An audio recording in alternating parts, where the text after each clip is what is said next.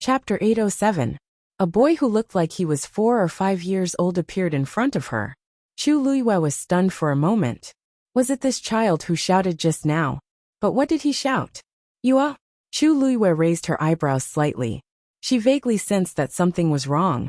While she was in a daze, the little boy had already flown down and landed lightly and silently not far away from her. Chu Luiyue was shocked. This little boy's aura was extremely obscure. He seemed to be very powerful. She sized him up carefully and cautiously. He was small and wore a blue robe. He had black hair and black eyes. He looked to be no more than 5 years old. His small face was cute and round, making people want to reach out and pinch it. But that gaze did not seem like a child's. It was cold and majestic. Just by looking at it, one would be able to feel its extraordinary aura. Chu Luiyue was surprised. Since when did Dahuang Swamp have such a person? But what made her feel even more strange was the way this little boy looked at her. It was very strange. Although he was very restrained, there was an unconcealable joy in the depths of his eyes. This made his cold little face look a little gentler. Why did he look as if he knew her? Chu Luiyue thought silently. On the other hand, Dugu Mabao looked at Chu Luiyue in front of him and carefully sized up her current appearance. He had mixed feelings. It was a lie to say that he did not miss her. It was also a lie to say that he wanted to teach her a lesson. In these few years, they had waited day and night and imagined countless scenes of their reunion. They also thought that she might have changed after such a long time. But who would have thought that even his entire physical body would be completely changed? This face was no longer the face in their memories, but the expression between her eyebrows was extremely similar. Debeo, you shameless person. You. At this moment, an exasperated old voice sounded. Chu Luiyue only felt something flash in front of her. Then, there was another person beside the little boy. It was an old man. He was wearing a white robe. His hair was also white, but he looked hale and hearty. He had the aura of an immortal. Unfortunately, the moment he opened his mouth, the immortal aura on him disappeared instantly. Diwu Zhangze was about to scold again when he saw Dugu Mabao looking ahead. The corner of his mouth twitched. He raised his head stiffly and found you, standing not far in front of him. She was looking at them at this moment. Sigh. How shameful. Diwu Zhangze was annoyed. He was so focused on scolding Dugu Mabao that he almost forgot that the girl was here. He clenched his fist and coughed violently. Don't mind us. Chu Luiyue blinked. Why did it seem that this old man also knew her? Judging from their tone, they seemed quite close. Chu Luiyue opened her mouth. What are you arguing? Don't you see that you is busy? An ethereal and pleasant voice came. Chu Luiyue looked up again. She saw a young man floating down from above. He was wearing a blue brocade robe, a white jade belt around his waist, and a blue jade crown on his head. From top to bottom, he was very clean and elegant. What an elegant young master. Chu Luiyue looked at his face, her eyes flashing slightly. This was a beautiful face that was hard to distinguish between a man and a woman. His facial features were exquisite and perfect. The contours of his cheeks were also very smooth, unlike the sharp edges of ordinary men. This added a bit of youthfulness to him. The most moving part was that pair of amber eyes. They were clean and clear, sparkling and translucent like the morning dew. Chu Luiyue had only seen 2 men who could be described as beautiful so far. One was Chang Wanzhou, and the other was the man in front of her. They both had exquisite and perfect looks, but the feeling they gave people was completely different. If Chang Wanzhou was said to be a beautiful rose with thorns, then this man was like a transparent and fragile glass. His thin lips curved slightly, and he walked over with a smile. His every move carried a high and mighty air of nobility. It was as if this wasn't a dark and cramped cave, but a magnificent hall. He walked to the side of the two and stood still, looking at Chu Luiyue with a smile. Girl, long time no see. You've become more beautiful. Dugu Mabao glanced at him coldly and spat out a sentence mercilessly. What are you talking about?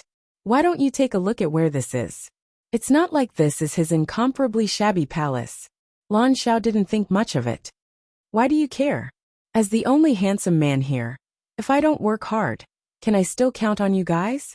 They were just jealous of him. Diwu Zhangze rubbed his face. After so many years, He thought that he had already trained his old face. He didn't expect that he would still be defeated by Lan Xiao. How did he do it? Every time he came out to meet people, he would embarrass everyone? Duga Mabao couldn't be bothered with him anymore. A damn pervert will always be a damn pervert. He can't change at all. Chu Luiyue looked at the people in front of her with a blank expression. These three people had really different personalities. Although they looked like a child, a young man, and an old man. From their conversation, it seemed like there was no difference in seniority between them. This wasn't particularly strange. There were thousands of techniques in the world, and the cultivator's aptitudes were also different. After cultivating to a certain level, the appearance one would maintain would naturally be different. However, it was obvious that these people didn't have any ill intentions towards her. This made Chu Luiyue feel a little more at ease. However, she thought for a long time, but she really couldn't remember seeing these people before. If she had seen such distinctive people before, she definitely wouldn't have forgotten them. Chu Luiyue guessed in her heart. Perhaps they had mistaken her for someone else? Rong Xiao, who was at the side, stopped what he was doing when they appeared one after another. He took a step back and leaned lazily against the mountain wall. He crossed his arms and looked at the scene in front of him lazily. Although he felt that it wasn't very appropriate to meet them now, this was Dahuang Swamp after all, and it was also their territory. He might not be able to stop them from doing whatever they wanted. Rather than suddenly bumping into Chu Luiyue somewhere and causing all sorts of trouble, it was better to meet them directly now. At least he was here. Seeing the three of them quarreling with each other, Chu Luiyue was a little confused. They seemed to be here for her, but she didn't even know their identities now. Thinking of this, her red lips curled up slightly, and she revealed a polite smile. I'm Chu Luiyue. Greetings, seniors. Although it looked a little strange, the three of them were very strong. It was right to call them seniors. Chu Luiyue was thinking this when she suddenly saw the three of them looking over. Their gazes were very strange, as if they had seen something inconceivable. Duga Mabao frowned and asked, "What did you call us? What did you call us?" You can get a better reading experience from the Love Network. Chapter 808. Could it be that even Senior couldn't do it? Chu Luiyue found it strange. Just as she was about to speak, she realized that their expressions were all very strange. Her heart skipped a beat, and she suddenly realized something. Both parties fell into a short silence. Duga Mabao and the rest then realized that the girl in front of them seemed to be looking at them differently from before. It was as if she was looking at a stranger. Diwu Zhangzi couldn't help but say, "Girl, this is..." Something seemed wrong, but he couldn't put his finger on it. After a moment, Duga Mabao spoke again. He stared at Chu Luiyue, pointed at himself, and asked word by word, "Who am I?" Once his voice fell, the surroundings were silent. Lan Xiao and Diwu Zhangzi's expressions also became serious. They realized that things seemed to be different from what they had expected. Chu Luiyue's heart seemed to be gripped by something, and it tightened bit by bit. She wanted to speak, but her throat felt dry. After a while, she shook her head. "I'm sorry, I've never seen you before, so I don't know your identities. If I've offended you, please forgive me." In an instant, the surrounding space seemed to freeze. Chu Luiyue even sensed the fierce aura that suddenly erupted from the other party's body. That little boy's face instantly seemed to be covered with a layer of frost, and it was extremely cold. The ground under his feet actually cracked instantly. Crack! Deep cracks spread out from under his feet. Although Chu Luiyue had already expected that these people were extremely strong, she still couldn't hide her shock when she saw this scene. He was just angry, and he already had such a suppressive aura. If he really attacked, she didn't know how strong he would be. Big Bao. Lan Xiao reacted extremely quickly, and immediately called out to him. Duga Mabao's gaze flickered, and he took a deep breath before retracting his aura. However, the expression on his little face was still so cold that it could freeze people to death. This time, Lan Xiao didn't tease him. According to Big Bao's personality, it was already good enough that he didn't destroy this place after hearing this. The reason he could tolerate it was most likely because the girl was busy with serious matters. No matter what, De Bao treated the girl well. Lan Xiao sighed and looked at Chu Luiyue with a complicated gaze. Girl, do you really not remember us? Seeing them like this, Chu Luiyue felt an inexplicable sense of guilt. Originally, they all came here happily, but because of what she said just now, seeing their eyes that were originally filled with anticipation turn dim and disappointed, she actually felt bad in her heart. For a moment, she even wished that she could recognize them. This thought flashed through his mind, but it gave Chu Luiyue a shock. She was not a kind person, and should not have such feelings towards strangers. Did she really know them in the past? This conjecture made Chu Luiyue feel a little uneasy. Previously, she had guessed that she might have forgotten something, but now, she was even more certain. She suppressed the chaotic thoughts in her heart, and tried to make her voice sound as calm as possible. I don't remember. Although they had already guessed it, hearing Chu Luiyue's affirmative answer still made Lan Xiao and the rest's hearts sink. How could she not remember? In the past, they had been together for so long and experienced so many things. Now that she had changed bodies, she actually said that she had forgotten everything. Girl, you're not kidding us, are you? Diwu Zhangze held on to his last glimmer of hope and asked carefully.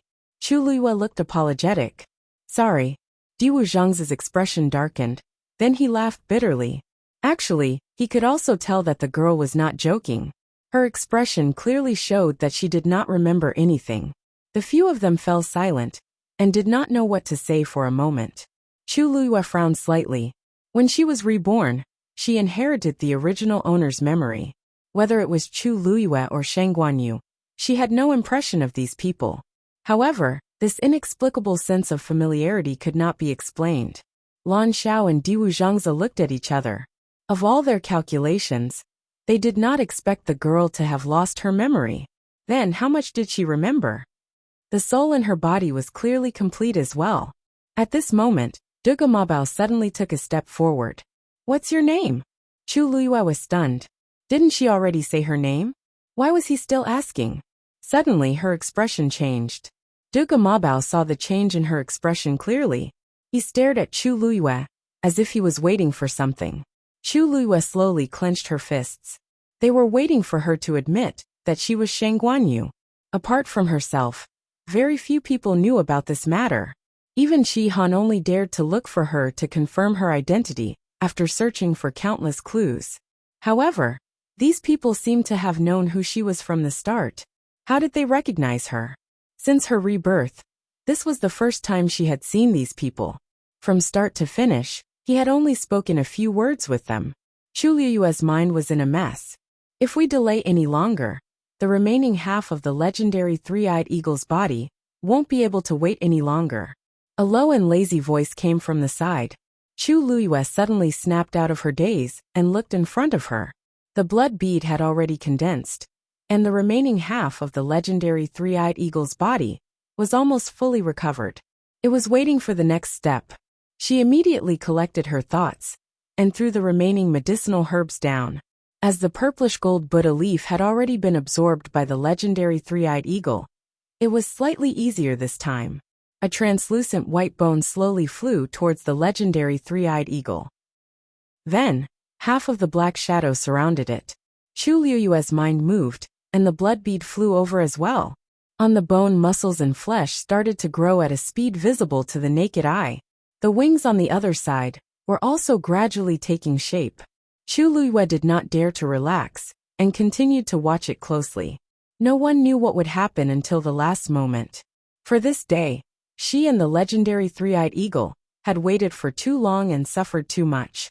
If they failed, all their previous efforts would be wasted. So they could only succeed. Seeing that Chu Luiyue had started to work, Duge Mabao's expression changed. But he did not say anything to disturb her. Actually, Chu Luiyue did not need to answer. He already knew the answer. Then he looked at Rong Xiu, who was leaning against the stone wall. Only then did he realize that he was still wearing a mask. What was he trying to hide? According to his relationship with Yu'er, there was really no need for him to do so, unless Yu'er had forgotten about him. Thinking of this, Duge Mabao's expression changed slightly. What had happened in these few years? This girl clearly remembered her identity, but she had forgotten so many of them. He stared at Rong Xiu. I have something to ask you. Oh, I have something to ask you. Chapter 809. Rong Xiao turned his gaze slightly and glanced at Chu Luiyue. He waved his sleeves, and the barrier outside Chu Luiyue glowed faintly. He smiled slightly and said, "She's busy now. It's better not to disturb her." Duge Mabao frowned even more. Obviously, Rong Xiao deliberately used the barrier to seal it, because he didn't want the girl to hear their conversation. On the one hand, it was to not disturb her. On the other hand, he really didn't want her to know anything. What was he thinking? Duge Mabao went straight to the point. "She doesn't remember us now, and she has forgotten you, right?" Lan Xiao and Diwu Zhangzi also looked over. Rong Xiao nodded calmly. This point couldn't be clearer now. Seeing Rong Xiao admit it so easily, Duge Mabao and the others were a little surprised. Lan Xiao touched his chin. "She actually forgot about you too. Oh, my mood seems to have suddenly improved a little." They were originally very sad, but since Rong Xiao was the same as them, there was nothing much to say. Diwu Zhangzi nodded in agreement, which was rare. "Me too." Duge Mabao's face was a little dark. "Can't the two of you work harder? How can you compare to him? They've all been forgotten. How can they compare who has been forgotten more thoroughly?" Besides, Rong Xiao was Rong Xiao, and they were them. To the girl, there was no distinction between importance and importance. At least for him. Forget Rong Xiao? Yes. Forget them? No. Diwu Zhangzi rubbed the space between his eyebrows. This was the bad thing about Dabeo. He often couldn't recognize his own identity. He often felt that he was the most important person to the girl. In fact, he was only one of them. Lan Xiao couldn't be bothered to argue with Dabeo. He continued, "Then how many things has she forgotten? If she forgets too many things, it'll be troublesome." Rong Xiao paused. "She doesn't remember anything outside of the Tianling dynasty." Their expressions stiffened. What did you say?" Lan Xiao was in disbelief. "Completely forgotten." Rong Xiao smiled and glanced sideways at Chu Luiyue. A trace of gentleness appeared in the depths of his eyes. "No. She remembers herself. Also, she still remembered who she loved. The West Hill. The Jiang Mansion." The atmosphere in the entire residence was cold and heavy. Everyone was doing things cautiously, not daring to say half a word. They were afraid that if they said or did something wrong, they would offend their superiors and bring trouble to themselves. First, it was eldest young master who was injured. Then, Xiahou Tingan flirted outside, which angered fourth Missy. Bad things happened one after another in the Jiang Mansion. Now, everyone in Xiling knew that Jiang Yuji had barged into Chunfeng restaurant and caught Xiahou Tingan in bed. She even caused a huge scene and threatened to cancel the engagement between the two parties. The Jiang family and the Xiahou family's faces were all lost together. All the servants in the Jiang mansion served Jiang Yuji with fear and trepidation. Jiang Yuqing naturally heard about this as well. After Jiang Yuji came back, she only said that she wanted to cancel the engagement with Xiahou Tingan. Then, she locked herself in her room and smashed everything in the room, but she refused to come out. Jiang Yuqing knew her too well, so he purposely waited for a day before coming to find her. When he reached Jiang Yuji's courtyard, he directly dismissed the servants and went up to knock on the door. "Yuji, it's me." There was no movement in the room. Jiang Yuqing waited for a while and said, "I know you're wronged. Big brother knows that you have been wronged. This time, I came to help you vent your anger. You really don't want me to go in?" Then, Jiang Yuqing waited patiently. As expected, Jiang Yuji walked over to open the door after a while. It had only been a day, but she looked much more haggard and haggard. Her hair was messy, and her eyes were red and swollen. She didn't look like a pampered lady at all. Jiang Yuqing's heart ached when he saw his sister in such a sad state. "Yuji, brother, how do you plan to help me?"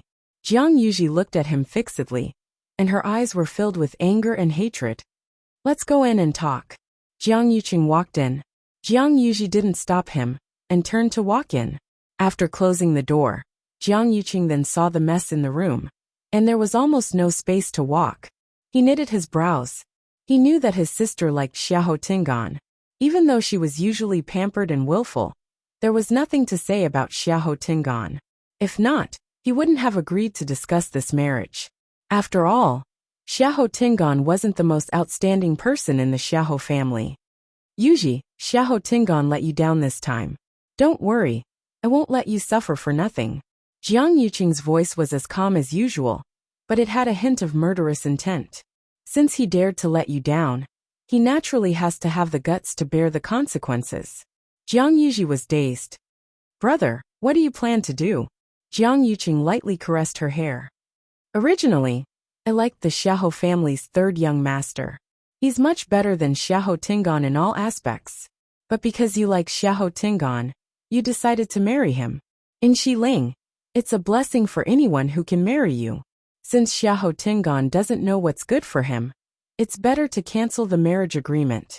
Seeing that Jiang Yuji seemed to be hesitating, he thought for a while and said, If you can't bear to, let him live and turn him into a useless person. Jiang Yuji couldn't help but grab his sleeve. No, I can't, brother. I just said it in a fit of anger that day. Jiang Yuqing knitted his brows. He treated you so well, but you still won't give up? Do you really want to marry him? Jiang Yuji's tears flowed down in despair and pain. Brother, I don't want to do this either. But I just can't bear to. She regretted saying it that day.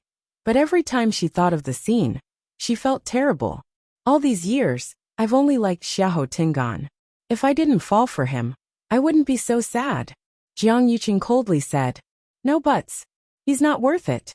I can take this chance to get the 9 Clouds Yuan recovery pill back, but the person I'm going to marry must be changed. Jiang Yuji sobbed. But how can you control your feelings? Even brother knows that the princess doesn't like you, but you still got engaged to her, right? Digression. Mobile users at 6 p.m. please browse and read. A better reading experience comes from Love Network. Chapter 8:10. Jiang Yuqing's expression instantly changed. He stared at Jiang Yuji with an intimidating gaze, and his expression was as dark as water. Jiang Yuji also realized that she had misspoken, and her heart sank. Big brother, that's not what I meant. Where did you find out about all this? Jiang Yuqing grabbed Jiang Yuji's wrist and asked word by word. Jiang Yuji had never seen her big brother look at her like this before, let alone speak to her in such a tone. She was so scared. Big brother, let go of my hand first. It hurts. She panicked and wanted to pry Jiang Yuqing's hand away. However, Jiang Yuqing's hand was still clamped tightly on hers, and he didn't let go at all. Let me ask you, how did you find out about all this? Jiang Yuqing raised his voice. His tone was very stern, as if he was interrogating her. Everyone said that the two of them were a match made in heaven, and had an extremely good relationship. Countless people in the entire Tianling dynasty were filled with envy and jealousy toward him. It was all because of the engagement between him and her. However, only he and Shang Guanyu knew the inside story of this matter. Now that Shang Guanyu was dead, no one else knew about it. When did Jiang Yuji find out about it? Only then did Jiang Yuji realize the seriousness of the matter. Looking at her big brother's frighteningly fierce expression, a deep fear arose in her heart. She hurriedly said, I heard it by accident. That day, I went to Thousand View Garden to look for you. In the end, I happened to see you talking to the crown princess. I only heard a little. Jiang Yuqing knew which day she was talking about. What else? What else did you hear? What else do you know? Jiang Yuqing didn't relax at all. It was as if he was interrogating a criminal. No more. Really no more. Big brother, my hand hurts. Jiang Yuji said repeatedly. Her face was a little pale from the pain, and her eyes were filled with panic. Jiang Yuqing stared at her for a long time. After confirming that she wasn't lying, he finally shook her hand off. Jiang Yuji staggered a step before stabilizing herself with great difficulty. He lowered his head, and saw that his wrist was already bruised. She felt even more wronged. All these years, no matter what she said or did, Big brother had never treated her this way. Now, she had only mentioned the empress concubine, and Jiang Yuji was angry and aggrieved.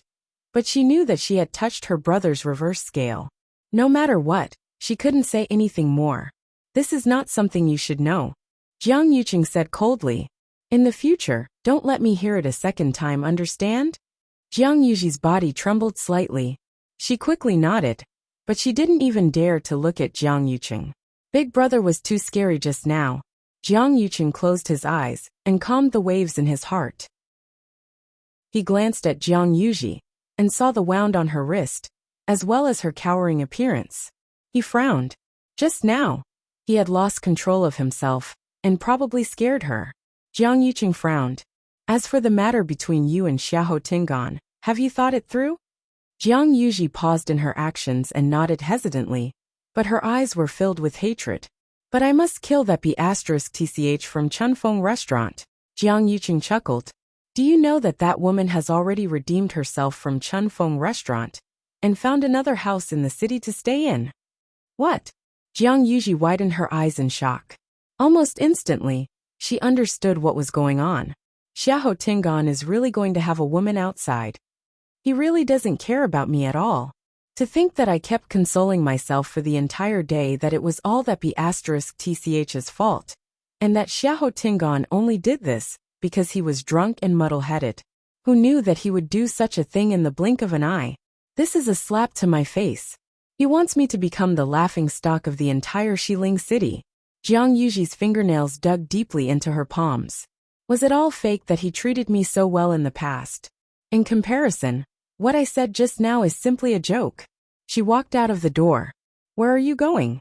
Jiang Yuqing stopped her. Jiang Yuji looked furious. I'm going to teach that adulterous pair a lesson. I'll make them wish they were dead. Jiang Yuqing continued asking. Then do you still miss him? Do you still want to marry him?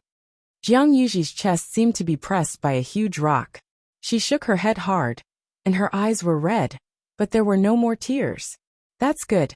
Jiang Yuqing then nodded in satisfaction. I forgot to tell you something. Yesterday night, Xiahou Tingan was chased out of the residence by Xiahou Rong. It turned out that after Xiahou Tingan returned to the residence, he was taught a lesson by Xiahou Rong. Xiahou Rong requested for Xiahou Tingan to come to the Jiang residence to admit his mistake and beg for Jiang Yuji's forgiveness. However, Xiahou Tingan was determined to cancel this marriage. He was very stubborn and wouldn't agree to anything. In the end, Xiahou Rong couldn't take it anymore and chased him out in a fit of rage. He originally wanted to use this to scare Xiahou Tingan, but he didn't expect him to be so stubborn for once and leave the Xiahou residence in the middle of the night. I've already sent someone to find out. He's staying with that girl now. Jiang Yuqing's sentence was the last straw that broke the camel's back. Xiahou Tingan would rather be chased out and stay with that lowly girl from Chunfeng restaurant than beg for her forgiveness. What does this mean? Could it be that I, the Jiang family's fourth Missy, am inferior to a prostitute? From today onwards, I don't know what the people in Xiling City will say about me. Jiang Yuji only felt her face burning, and her mind was blank. Only endless hatred surged up. Then, her eyes rolled, and she directly fainted. Jiang Yuqing supported her and carried her to the bed. Then, he ordered someone to tidy up and invited Feng Shanyuan over to take Jiang Yuji's pulse. After confirming that she only fainted because of anger, and that there wasn't anything serious, Jiang Yuqing felt much more at ease. Then, he sat by the bed and personally took care of Jiang Yuji. When Jiang Yuji woke up, it was already evening. She opened her eyes in a daze and saw Jiang Yuqing, who was guarding by the bedside. Yuji, you're awake? Jiang Yuqing's voice returned to its usual gentleness. Jiang Yuji's grievances exploded, and her eyes turned red.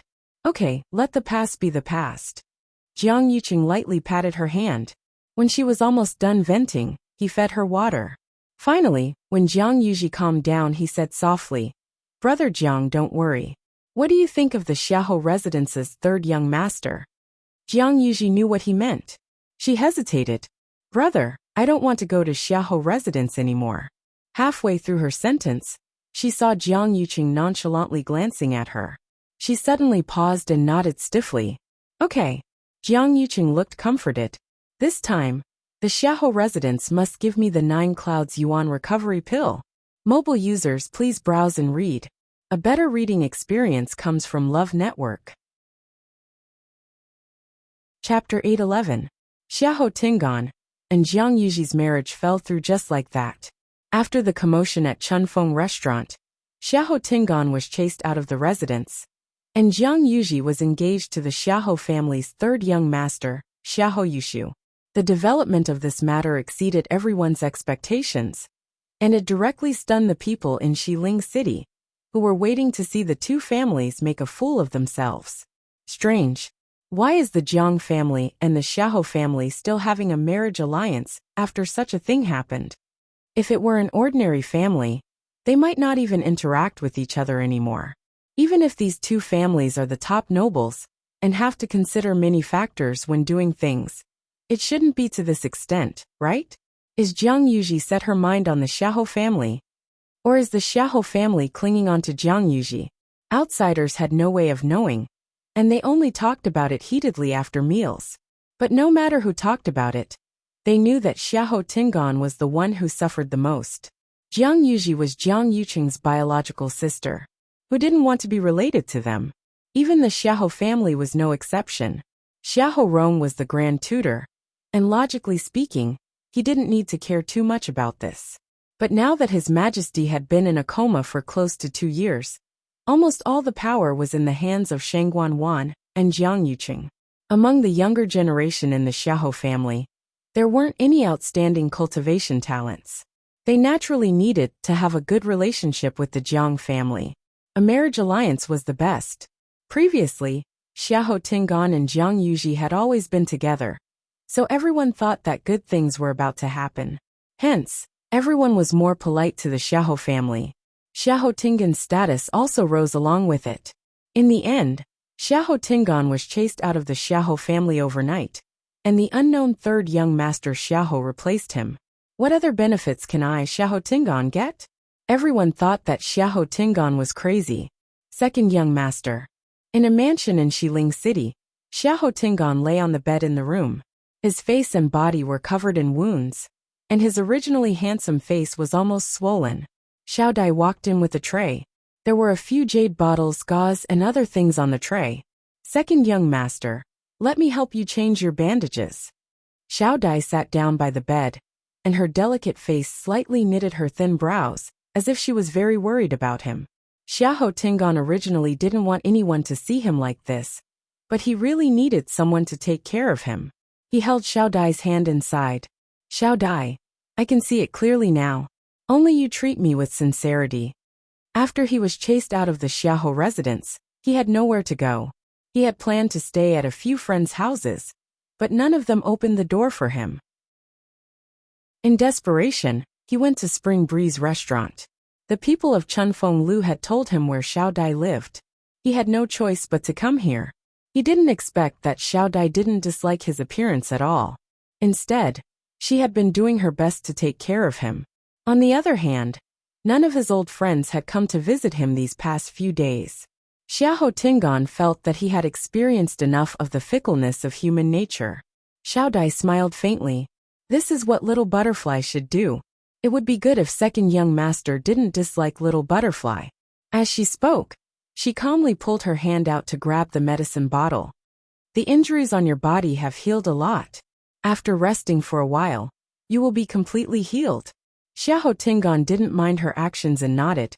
His injuries looked serious, but Xiahou Rong didn't actually kill him. After all, they were father and son. Thinking of this, sorrow flashed across Xiahou Tingan's eyes. After he calmed down these few days, he also felt that he was too rash. However, he didn't want to admit his mistake. This was because he really didn't want to tolerate Jiang Yuji and continue being such a coward. Xiao Dai sighed and persuaded him. Second young master, it's not a solution for you to keep staying outside. Grand Tutor is your biological father after all. Even if your bones are broken, your tendons are still connected. When your body recovers, you can go back and apologize to Grand Tutor, right? Xiahou Tingan didn't say anything. If it was before, he would definitely reject it. But these few days, he realized that without the Xiahou family's support, he was indeed in trouble everywhere.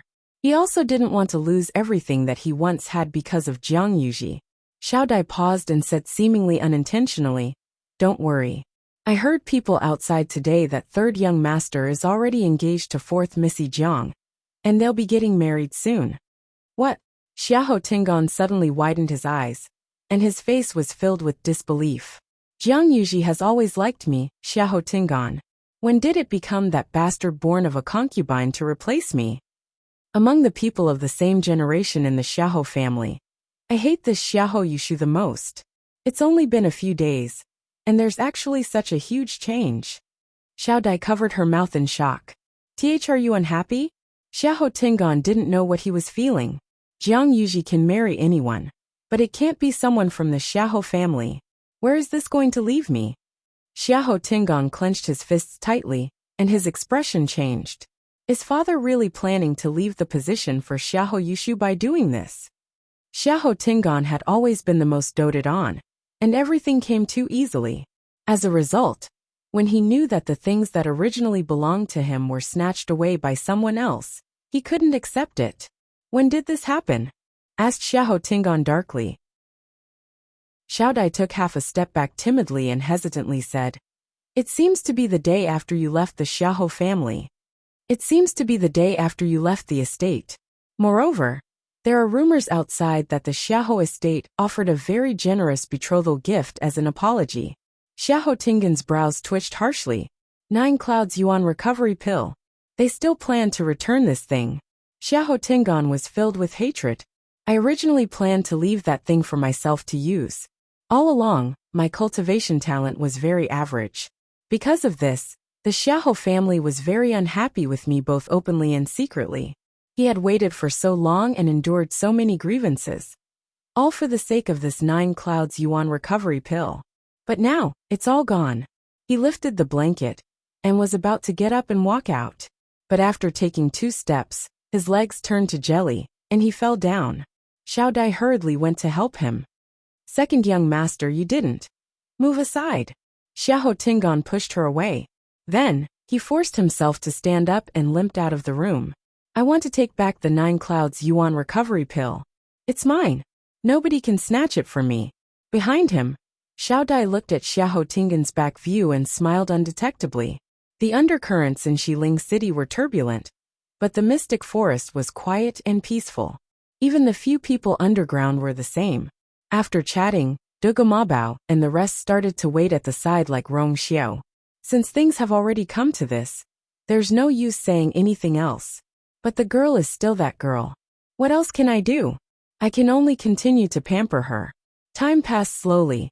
After some time, the legendary three-eyed eagle's physical body in front of Chu Luyue was finally completely reconstructed. Hula! It suddenly spread its wings. A loud and clear cry reverberated in the air. Chu! Digression. Tomorrow, 12 o'clock. Mobile users, please browse and read. A better reading experience comes from Love Network. Chapter 8:12. This clear cry pierced through the clouds and mist, and one could even faintly hear the roar of a dragon. Its body was muscular, and its feathers were layered. When it spread its wings, it could almost cover the sky. Chu Luyue could even clearly see each and every feather that was shiny and clean. Its eyes were black, and only its third eye was a brilliant purplish gold color. It was extremely noble. This was the true legendary three-eyed eagle. Its aura was actually several times stronger than before. In fact, it even faintly suppressed Dumpling. Chu Luyue was secretly surprised. In fact, although the legendary three-eyed eagle was also a divine beast, its level was not the highest. The crimson gold heavenly phoenix and the great phoenix dragon were 2 great ancient divine beasts, supreme existences. Below them were some races, and according to the bloodline power in their bodies, they were divided into different levels. For example, a red-tailed phoenix like Dumpling was the closest type to the crimson gold heavenly phoenix. Therefore, by right, Dumpling's level was ranked above the legendary three-eyed eagle. However, because the legendary three-eyed eagle had fused with the great phoenix dragon's bloodline power and inherited 2 sets of bones, it was actually superior to Dumpling, who had just broken through not long ago. The legendary three-eyed eagle was also shocked. Feeling its real physical body and the surging power in its body, its chest and abdomen seemed to be surging. It was done.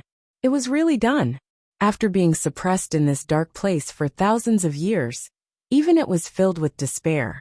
However, this day had finally come, and all of this depended on one person. Chu Luiyue. If she had not brought it away, if she had not formed a contract with it, if she had not helped it find the purplish gold Bodhi leaf, it would definitely be trapped there forever, and eventually die without a sound. The legendary three-eyed eagle folded its wings and lowered its head slightly to look at Chu Luiyue.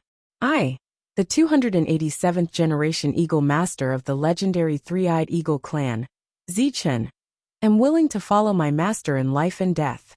A clear and powerful voice sounded in her heart. Every word was sincere and loyal.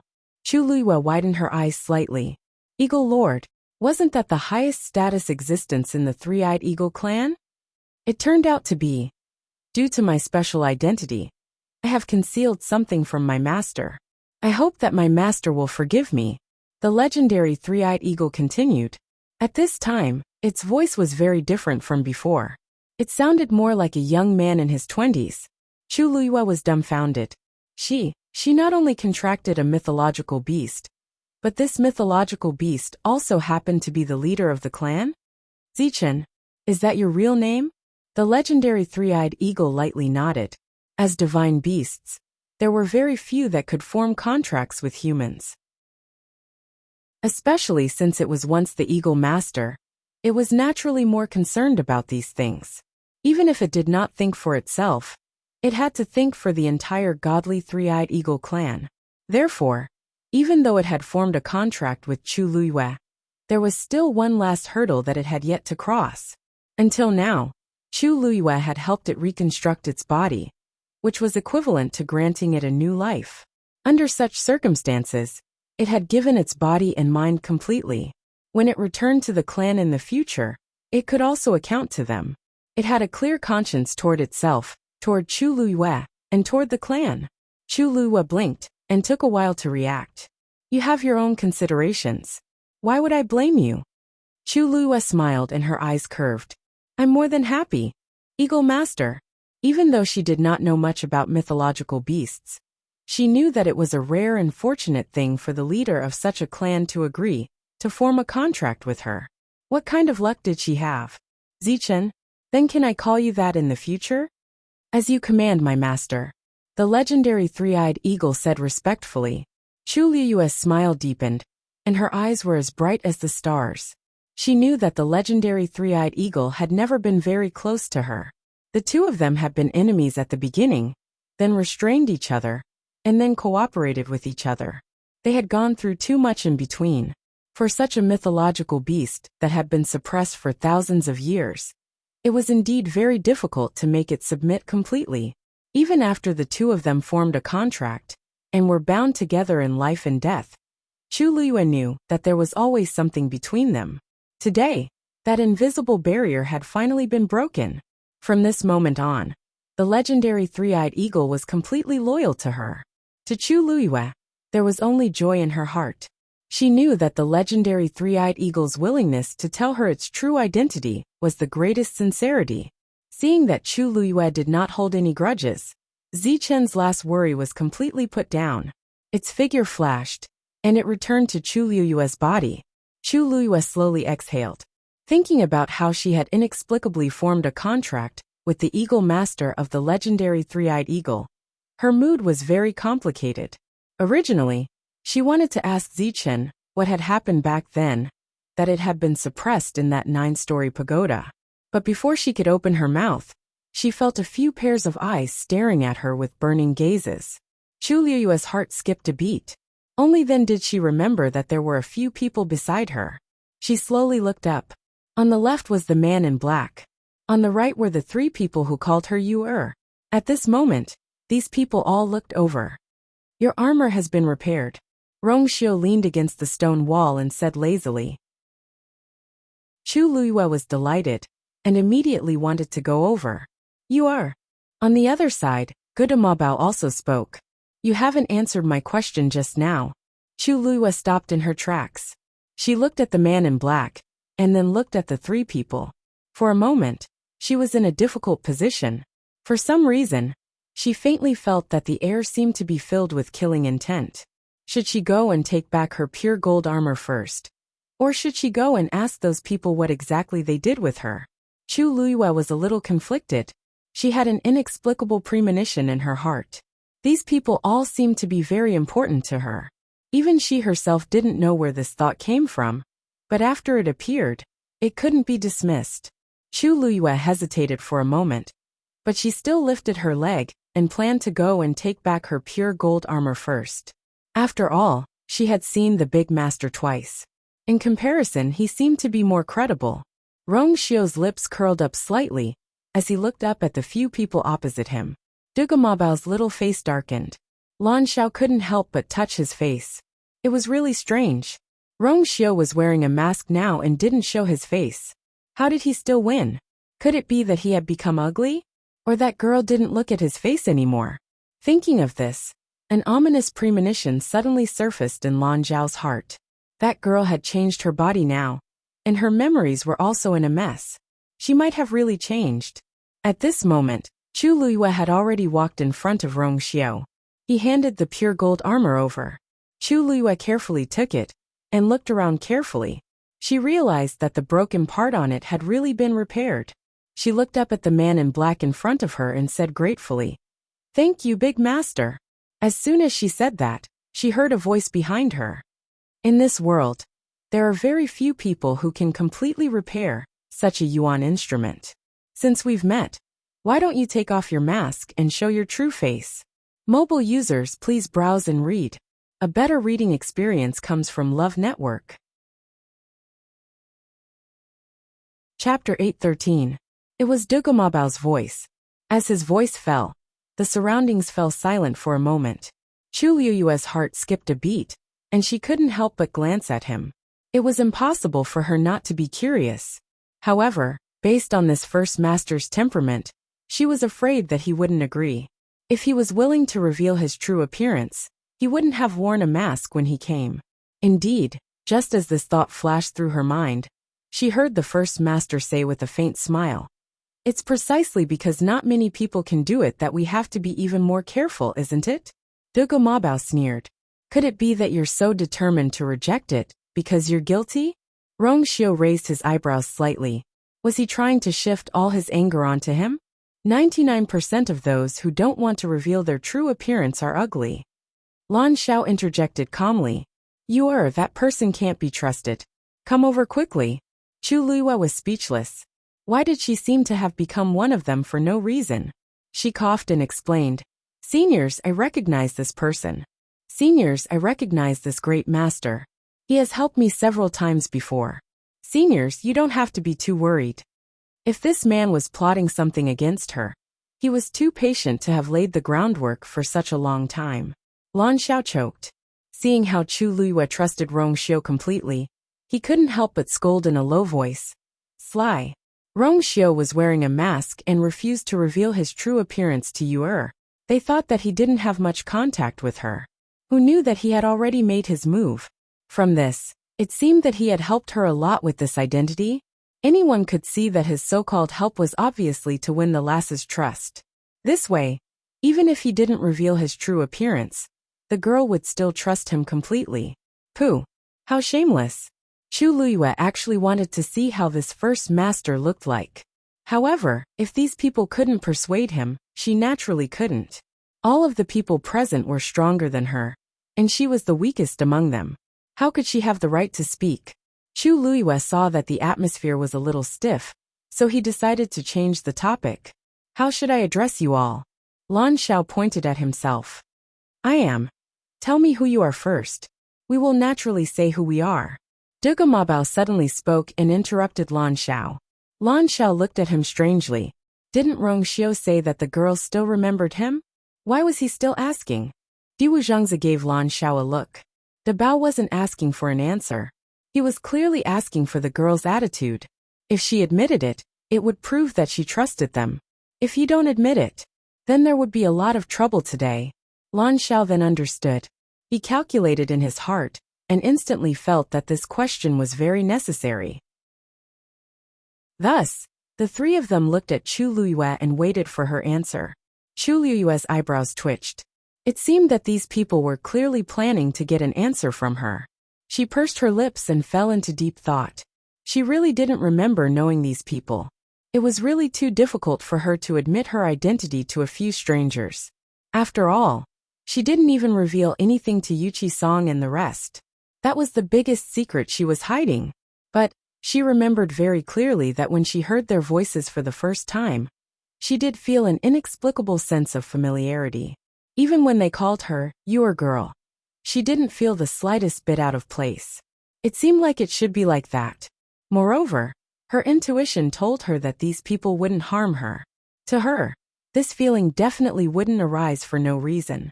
So there really is something going on. However, with this big master beside her, it was really hard to say. After waiting for a while, Chu Luiyue still didn't say anything. Dugu Mabao's face gradually turned cold. The aura around him quickly turned cold, as if the surrounding air was going to freeze. Then he actually turned around and left. Lan Xiao and Diwu Zhangzi were both shocked. Why are you leaving all of a sudden? Dugu Mabao said coldly. Why are you staying here if you don't leave? Looking at that girl, it was obvious that she didn't trust them. Thinking about how he rushed over in a hurry, Dugu Mabao was even angrier. He shouldn't have come. Diwu Zhangzi chased after him and said in a voice that only the few of them could hear. Aya, it's not like you don't know her. She forgot. She had forgotten all of them. Wasn't it normal that she didn't trust them now? Didn't they see that she didn't even recognize Rongxiao? Lan Xiao couldn't help but say, "That's right. Why are you angry with her? You've waited for so many years and finally met her. Why do you have to make such a fuss? If you want to leave, leave by yourself." "I'm not leaving." Who knew what Rongxiao was planning to do if he was leaving? Upon hearing that, Dugu Mabao walked even faster. Seeing that his figure was about to disappear into the darkness, Chu Liyue's heart skipped a beat, and she suddenly blurted out, "Debao, stop fooling around." Dugu Mabao suddenly stopped in his tracks. Lan Xiao and Diwu Zhangzi widened their eyes in shock. Rongxiao's gaze moved slightly. The entire space was dead silent. Chu Liyue was dumbfounded after shouting that. What did she just say? She called him Debao. And told him to stop fooling around? Chu Liyue's vision went dark. She didn't even know how she managed to yell that out. She just blurted it out naturally after seeing that scene.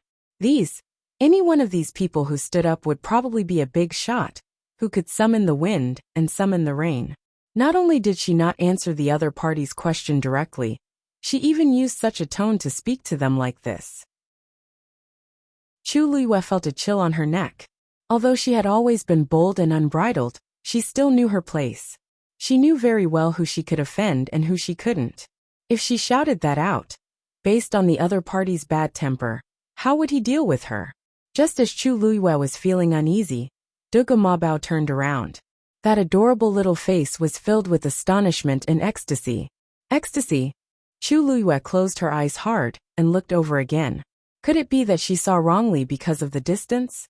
Who would have such a reaction after being shouted at like that? Dugu Mabao couldn't help but ask, "What did you just say?" Chu Liyue tried her best to make her smile look sincere. I don't." Before she could finish speaking, she saw that Dugu Mabao's eyes were actually red. His eyes were flickering, and he actually looked like he was crying. Chu Liyue was dumbfounded. What was going on? Before she could figure it out, Dugu Mabao wiped his tears and said stubbornly, "At least you have a conscience." Chu Liyue was speechless. Digression. It was so stuffy that she couldn't breathe. Continue at 6 p.m. Mobile users, please browse and read. A better reading experience comes from AI Network. Chapter 8:14. Chu Liyue didn't understand. She really didn't understand. Since when did the world become like this? She had been speaking nicely just now, but the other party was indifferent. When she accidentally flipped out, the other party felt that it was especially good, although it wasn't appropriate to describe him as crying tears of joy. Chu Liyue's mind was blank now, and she couldn't think of any other words. She spoke hesitantly, not knowing what to say for a moment. Dabao didn't sound like a big name. When that young man called him that just now, his expression didn't seem very good. But why did he seem very happy when she called him that? What about me? What about me? Girl, there's still me." Before Chu Liyue could say anything, Diwu Zhangzi, who was at the side, immediately reacted and shouted with anticipation. Since the girl called him Dabao, she would definitely be able to call out their titles too, although she had forgotten all of them. Some things had already become instinctive and wouldn't disappear just like that. Lan Xiao glanced at him with an unhappy expression and snorted. Children who know how to cause trouble get sweets. If it were any other time, Dugu Mabao would definitely fight with Lan Xiao after hearing this. But he was in a good mood now, and couldn't be bothered to argue with Lan Xiao. He didn't even look at Lan Xiao and replied confidently, "Cause trouble. Go ahead, who's stopping you? See if the girl called you or not." Lan Xiao gritted his teeth and controlled his expression with great difficulty. "I'm not going to argue with a kid." This face was his favorite recently, and he couldn't ruin it casually. Not worth it, really not worth it. Dugu Mabao couldn't be bothered to be angry with Lan Xiao now. His heart was filled with pride and joy now. Although he was already trying his best to control it, a smile still appeared from the corner of his eyes. Faced with Diwu Zhang's passionate question, Chu Liyue's eyelids twitched. "Shout what? Air Bao." She really didn't remember. God knows how she managed to say that out loud just now. Now she could basically confirm that she did know these people before. However, it was still a mystery as to what their relationship was. The strength of these three people was tyrannical. Even if she was once at her peak, she was still not enough to look at in front of them. Logically speaking, she should be very respectful to these three people. But just now, she really blurted it out. How bold must she be to dare to do this? Diwu Zhangzi waited for quite a while. Seeing that Chu Liyue still hadn't spoken, he began to feel a little anxious. "Last, think about it again. It's me. My name has 4 words. He's Diwu Zhangzi." Dugu Mabao said directly. Diwu Zhangzi's expression froze, and the veins on his forehead throbbed. "Dabao, what are you doing? Can't you see that she can't think of anything? It's already not easy to remember me. Why do you guys have such high expectations? Besides, my name also has 4 characters. If she could really remember your name, would she still need to remind her?" Dugu Mabao pointed at Lan Xiao. I'm Lan Xiao." Lan Xiao was very straightforward. He directly reported his name and rolled his eyes at Dugu Mabao. Chu Liyue was a little embarrassed. Now among these 3 people, she only didn't know Dabao's name. She quickly searched in her mind. There didn't seem to be any powerful people with these names in the Tianling dynasty. From their appearance, there didn't seem to be anyone who matched these people. Then these people were either hidden powerful people or not from the Tianling dynasty. She politely bowed to them one by one. Lan Xiao sighed, a little disappointed. Looking at her like this, she really didn't remember much. Being able to shout out that sentence just now should be a pleasant surprise already. It's all because that little brat is the most troublesome. Now that she has lost her memory, she can still say this subconsciously. Diwu Zhangzi was interrupted, but he had always been a gentle person, so he didn't care about this. It's always good that this lass can remember a little. She'll definitely gradually remember in the future. Seeing that their attitudes had softened, Chu Liyue deliberated for a moment and asked, "Seniors?" "What seniors? Just call us like you did before." Lan Xiao wasn't used to hearing her speak like this, so he waved his hand. "You used to call him Dabao, call me Lan Xiao, and call him Diwu." Even though Chu Liyue felt that it was strange, she could only go with the flow and obediently nod her head since the other party had said so. "You should be able to tell that I have indeed forgotten some things. As for your identities and how we met, I also don't remember clearly." Chu Liyue spoke very tactfully, but Lan Xiao and the others were all smart people. They immediately understood that she was inquiring about some things in the past. Lan Xiao had just raised his head when he felt a ray of light landing on him. He looked up and saw Rongxiu looking at him with a heavy gaze. Lan Xiao suddenly remembered what Rongxiu said before. Her now doesn't remember anything outside of the Tianling dynasty. If he were to tell her rashly, it might affect her cognition and recovery instead. It's best to let nature take its course. Lan Zhao's Adam's apple bobbed. Although he had always disliked Rongxiu, he agreed with what he said.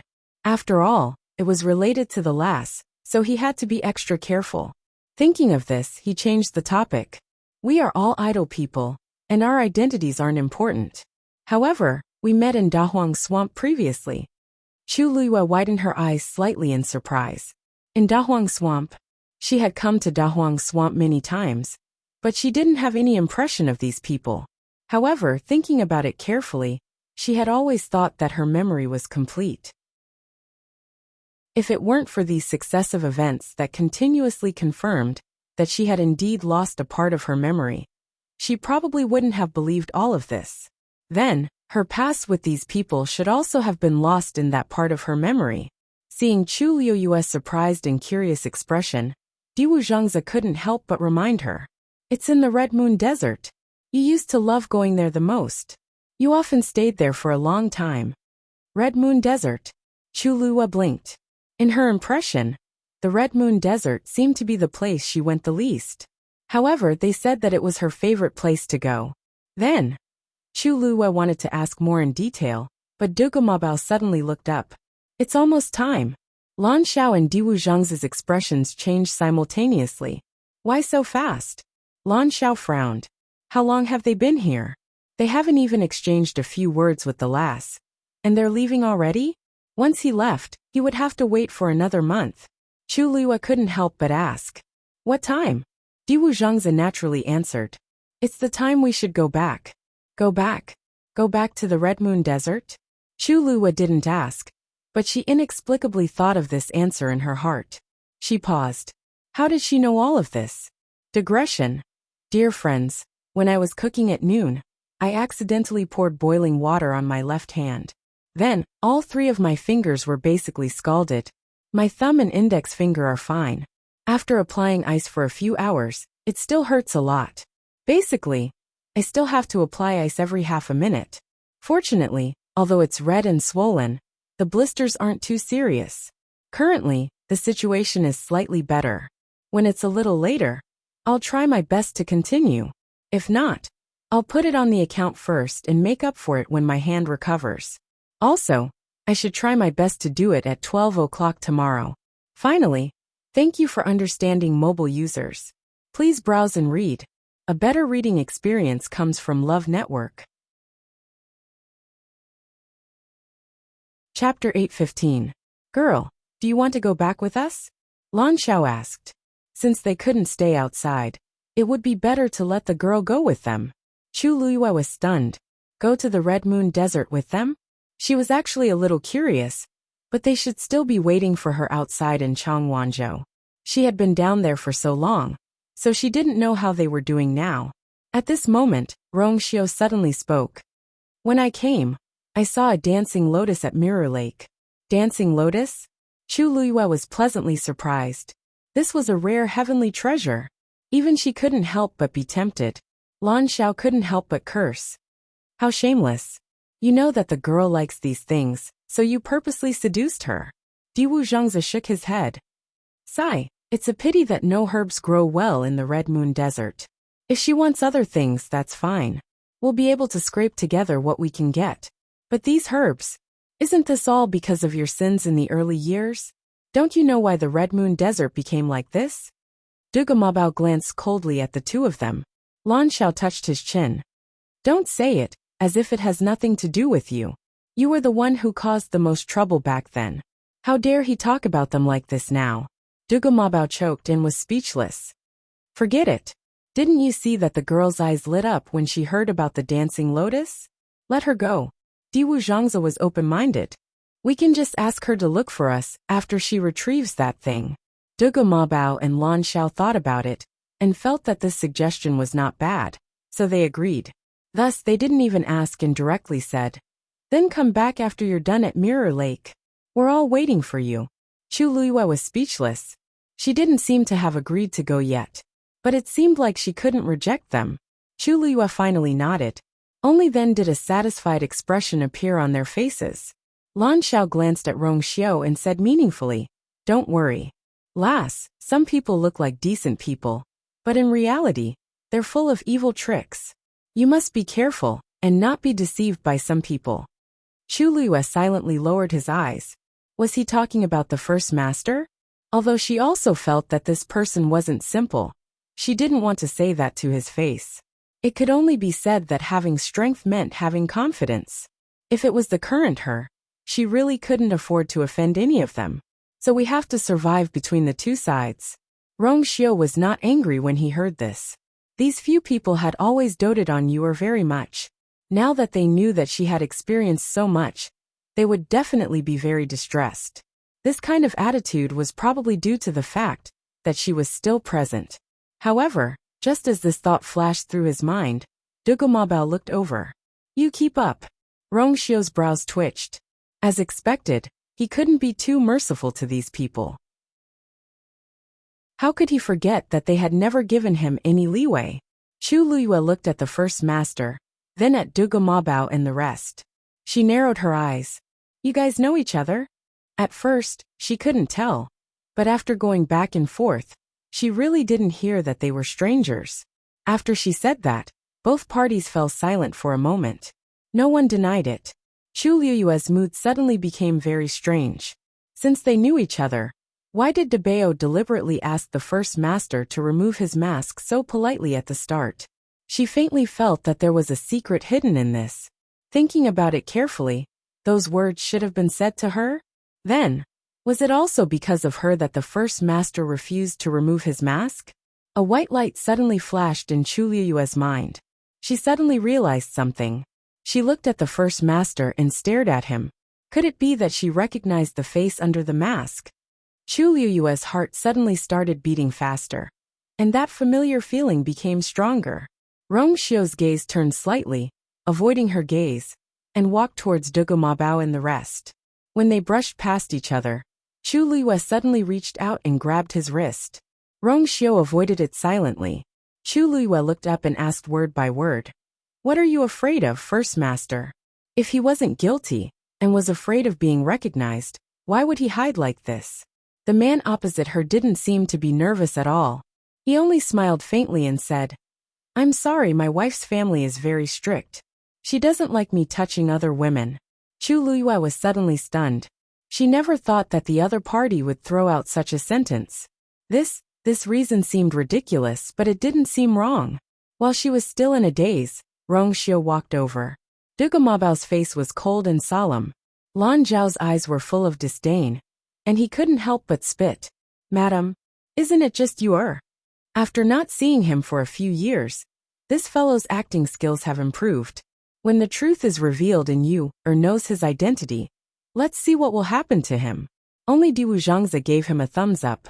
Relying on the fact that you didn't remember anything, Rong Xiu actually dared to lie to you, so brazenly now. His guts were truly extraordinary. Rong Xiu raised his brows slightly. Everyone please. Dugu Mabao glanced at Chu Liyue, who was standing far away.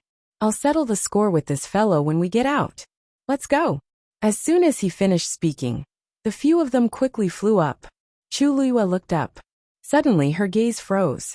Her heart suddenly skipped a beat. She had seen the first master's back view before. The man in the octagonal pavilion by the cliff. Xiling. After Xiahou Tingan heard the news of Jiang Yuji and Xiahou Yushu's engagement, he dragged his injured body to the Xiahou residence. But after walking for a distance, his anger gradually subsided, and his mind calmed down. It was currently daytime, and there were many people on the streets. If he returned to the Xiahou residence like this, he definitely wouldn't be able to do anything. He might even become a laughingstock in the end. Hence, after much thought, he still went back in the end. Luckily, Xiao Dai was very obedient and didn't ask much as she took care of him wholeheartedly. A few days later, his injuries were mostly healed, and he decided to take action. He waited patiently until night fell. After Xiao Dai fell asleep, he quietly went out of the door. It was already late at night, and there was almost no one on the streets. Only a few of the houses were still lit up. Xiahou Tingan returned to the Xiahou residence's back door just like that. The back door wasn't guarded so strictly, so he easily drugged the two guards and secretly barged in. He was the most familiar with the Xiahou residence, so even at night, he still clearly knew every direction. Just like that, he successfully arrived at Xiahou Rong's study room without any obstructions. At this point, the study room was still lit up, and it was obvious that someone was inside. Xiahou Tingan held his breath and went closer. Just as he walked to the corner, he heard a scoff from inside. If I knew that Jiang Yuqing was like this, I wouldn't have betrayed the princess back then. Digression. I'll probably end it here for today. My hand is already better, so everyone doesn't have to worry about kissing me. Tomorrow at 12 a.m., mobile users, please browse for a better reading experience from AI Network. Chapter 8:16. Xiahou Tingan's heart skipped a beat. He vaguely knew that there was something fishy about the princess's death back then. If not, the 9 Clouds Yuan recovery pill wouldn't have landed in his father's hands. He wasn't dumb and knew what he could and couldn't ask. Hence, even if he had guessed it, he had never honestly told his father about it. Now that he suddenly heard these words, Xiahou Tingan's heart was still beating rapidly. For a moment he wanted to retreat, and didn't want to listen anymore. He knew that the more he knew about such things, the more dangerous it would be. But just as he was feeling conflicted, another voice came from the room. You should know what kind of person he is from the moment he planned to work with the third princess to deal with the princess. Xiahou Tingan knitted his brows. This voice sounds familiar. The princess took care of him many times back then. If it weren't for the princess, Jiang Yuqing would have died countless times. Such an ungrateful person, what wouldn't he do? But we're just taking what we need, so we don't have to be so calculative. Xiahou Rong said angrily. How can we not be calculative? This time, he took the opportunity of Jiang Yuji's wedding to get the 9 Clouds Yuan recovery pill back. From the beginning to the end, all my efforts were for naught. Back then, I agreed to work with Jiang Yuqing to get the 9 Clouds Yuan recovery pill. I didn't expect to lose both her and the pill. Who asked your second young master to create such a scene at Chunfeng restaurant?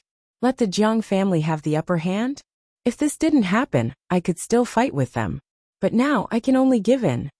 Hearing them mention him, Xiahou Tingan instantly tensed up. Then, he heard Xiahou Rong sigh and say, Among my sons I've always liked him the most. Among my sons, I've always liked him the most.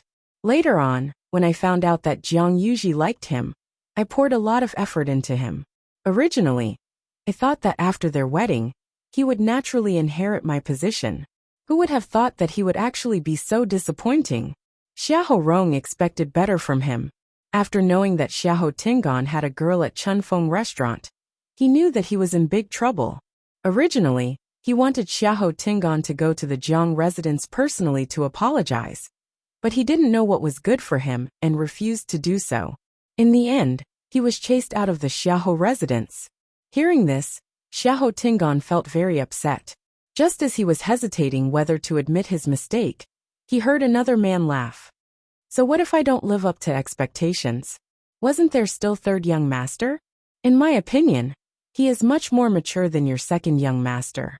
From the beginning to the end of his marriage with Jiang Yuji, he had performed extremely well. It was said that he had been going to the Jiang residence to accompany Jiang Yuji every day for the past few days, and their relationship had developed quite well. Xiahou Rong smiled. You're right. In the past, because of his mother's lowly birth, I never paid much attention to him. He had been keeping a low profile all these years. I didn't expect him to be so capable. Compared to his second brother, he was much better. After this, second brother would probably be crippled. It would be good to let him wake up on his own. Xiahou Tingan was dazed. He didn't hear what they said after that. His mind was filled with Xiahou Rong's words. It had only been a few days, and Xiahou Yushu, that bastard, had already completely occupied his position. The last bit of hesitation in Xiahou Tingan's heart completely disappeared. Now that Jiang Yuqing has the upper hand in Xiling, it's not wise to fight with him anymore. That man persuaded. Xiahou Rong sneered. If you force me into a corner, I'll just reveal everything that happened back then. If I didn't help to forge the document, how could the princess have moved the 13 Yu guards out of Xiling back then? As long as the 13 Yu guards were around, Jiang Yuqing couldn't have succeeded. If he keeps forcing me, don't blame me for fighting to the death with him. Xiahou Tingan pressed his chest as his heart beat crazily, and his eyes were filled with shock. I see.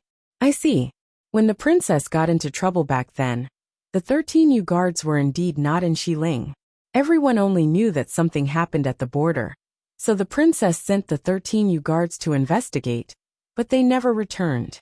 Not long after, Jiang Yuqing directly announced that the 13 Yu guards had betrayed their master and ordered them to be killed. Other than the most important few people, nobody knew why the princess sent all 13 of them out back then. According to her past habits, she would usually send a few people out and leave someone beside her. I didn't expect my father to be the one behind this. The current Jiang Yuqing can't be compared to the past. Even if you say those things now, who would believe it? The princess's death is linked, and you and I are just one of the links. Once he said that, the two people in the room didn't speak for a long time. After some time, that man seemed to be planning to leave. Forget it. Don't mention this in the future, lest you attract more trouble. Before he could finish speaking, a strange sound came from the yard. Who is it? Xiahou Rong hollered in the room. He immediately rushed out of the room. Xiahou Tingan's heart was about to jump out of his throat. But then, he realized that the sound came from another direction. The moment Xiahou Rong came out, he saw a black figure flash past quickly. He cursed in his heart and immediately chased after it. Previously, he specially asked the servants to leave and ordered that nobody could enter this place. In addition, he was filled with anger whenever he talked about Jiang Yuqing, which caused them to be careless and not even know that someone secretly came here. I don't know how much of what I just said was heard. Thinking of this, Xiahou Rong became even more nervous, and his heart burned. If someone finds out and spreads it, the consequences will be unimaginable. The person in the room also followed closely behind Xiahou Rong and left. However, he didn't chase after Xiahou Rong. Instead, he changed directions and left this place with a few leaps. Xiahou Tingan originally wanted to see who that person was, but he was worried that his identity would be exposed, so he didn't dare to move. Hence, he only saw that person's blurry back view in the dark. He thought for a while and didn't recognize that person's identity. But very quickly, he threw this matter to the back of his mind. This was because the study room was currently empty. It was a good chance to take action. Before Xiahou Rong left, he set up a barrier here. However, this wasn't a problem for Xiahou Tingan. As he was doted on since he was young, Xiahou Tingan always carried the seal that could break Xiahou Rong's barrier.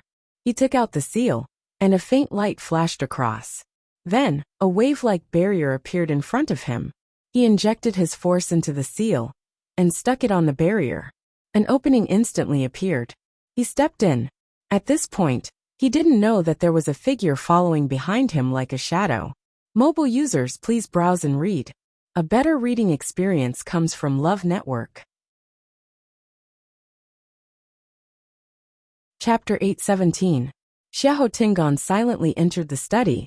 As Xiahou Rong had previously ordered that nobody was allowed to enter this yard without permission.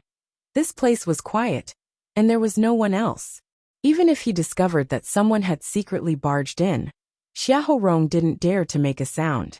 He just ran out himself, and wanted to catch that person personally. Why? Isn't it because he's guilty and worried that that person will really hear something and spread the news? Hence, the entire Xiahou residence was still silent, and this matter didn't cause any commotion. This was Xiahou Rong's study, not to mention ordinary people. Even the young masters and young mistresses in the residence didn't dare to casually enter. But Xiahou Tingan was different. He was groomed as Xiahou Rong's successor, and he frequently entered this place, especially in the past 2 years. Hence, he was very familiar with everything here. He walked in and went straight to the table. There weren't many things on the table, and he roughly scanned through them. When he saw the pen rack, his eyes lit up. Then, he carefully moved the pen rack away bit by bit. A hidden compartment suddenly popped out from under the table. A bronze-colored key was placed in the middle of it. Xiahou Tingan took out the key and turned around to walk to the small couch. That was where Xiahou Rong usually rested when he was tired from reading. Walking to the side of the small couch, Xiahou Tingan's hand rubbed the side for a while, and he heard a kacha sound. The head of the small couch suddenly split open from the middle. Another hidden compartment popped out. A palm-sized black lacquered wooden box was quietly placed in the secret compartment. At first glance, this black wooden box looked very normal, But if one looked closely, they could see that it was covered with a layer of extremely faint silver light patterns. Xiahou Tingan knew that the 9 Clouds Yuan recovery pill was placed in the wooden box. The layer of silver light patterns on the outside was the barrier that this black wooden box carried. He had previously heard his father mention that this 9 Clouds Yuan recovery pill was the only 9th grade pill passed down from Taizu, and it was very precious. As for this black wooden box, it was personally created by the great ancestor. Even the barrier on it was personally set up by him. After thousands of years of inheritance, this barrier might have loosened, but every emperor would strengthen it. Hence, this seal was still very strong until today. It was precisely because of this that the black wooden box had an extremely dense aura, and it was extremely easy for others to find it. Hence, Xiahou Tingan came here today to directly take away the pills inside. Naturally, he couldn't deal with this barrier with his own strength alone. But he had the key. Most importantly, there was a drop of Empress Concubine's blood on the key. Therefore, it was able to easily break through the barrier and open the door to this thing. Looking at the black wooden box in front of him, Xiahou Tingan swallowed his saliva with much difficulty. His throat was dry, and his eyes sparkled with excitement. He was so nervous that his hands were covered in sweat. He hurriedly wiped them on his body before holding the key and inserting it into the lock on the wooden box. Crack! With a crisp sound, the lock fell to the ground. Xiahou Tingan held his breath and slowly opened the box. A red pill the size of a longan was quietly placed inside. On it, there were 9 clear golden lines. It was indeed the 9 Clouds Yuan recovery pill. A strong fragrance wafted through the air. Xiahou Tingan lightly took in a breath and immediately felt refreshed.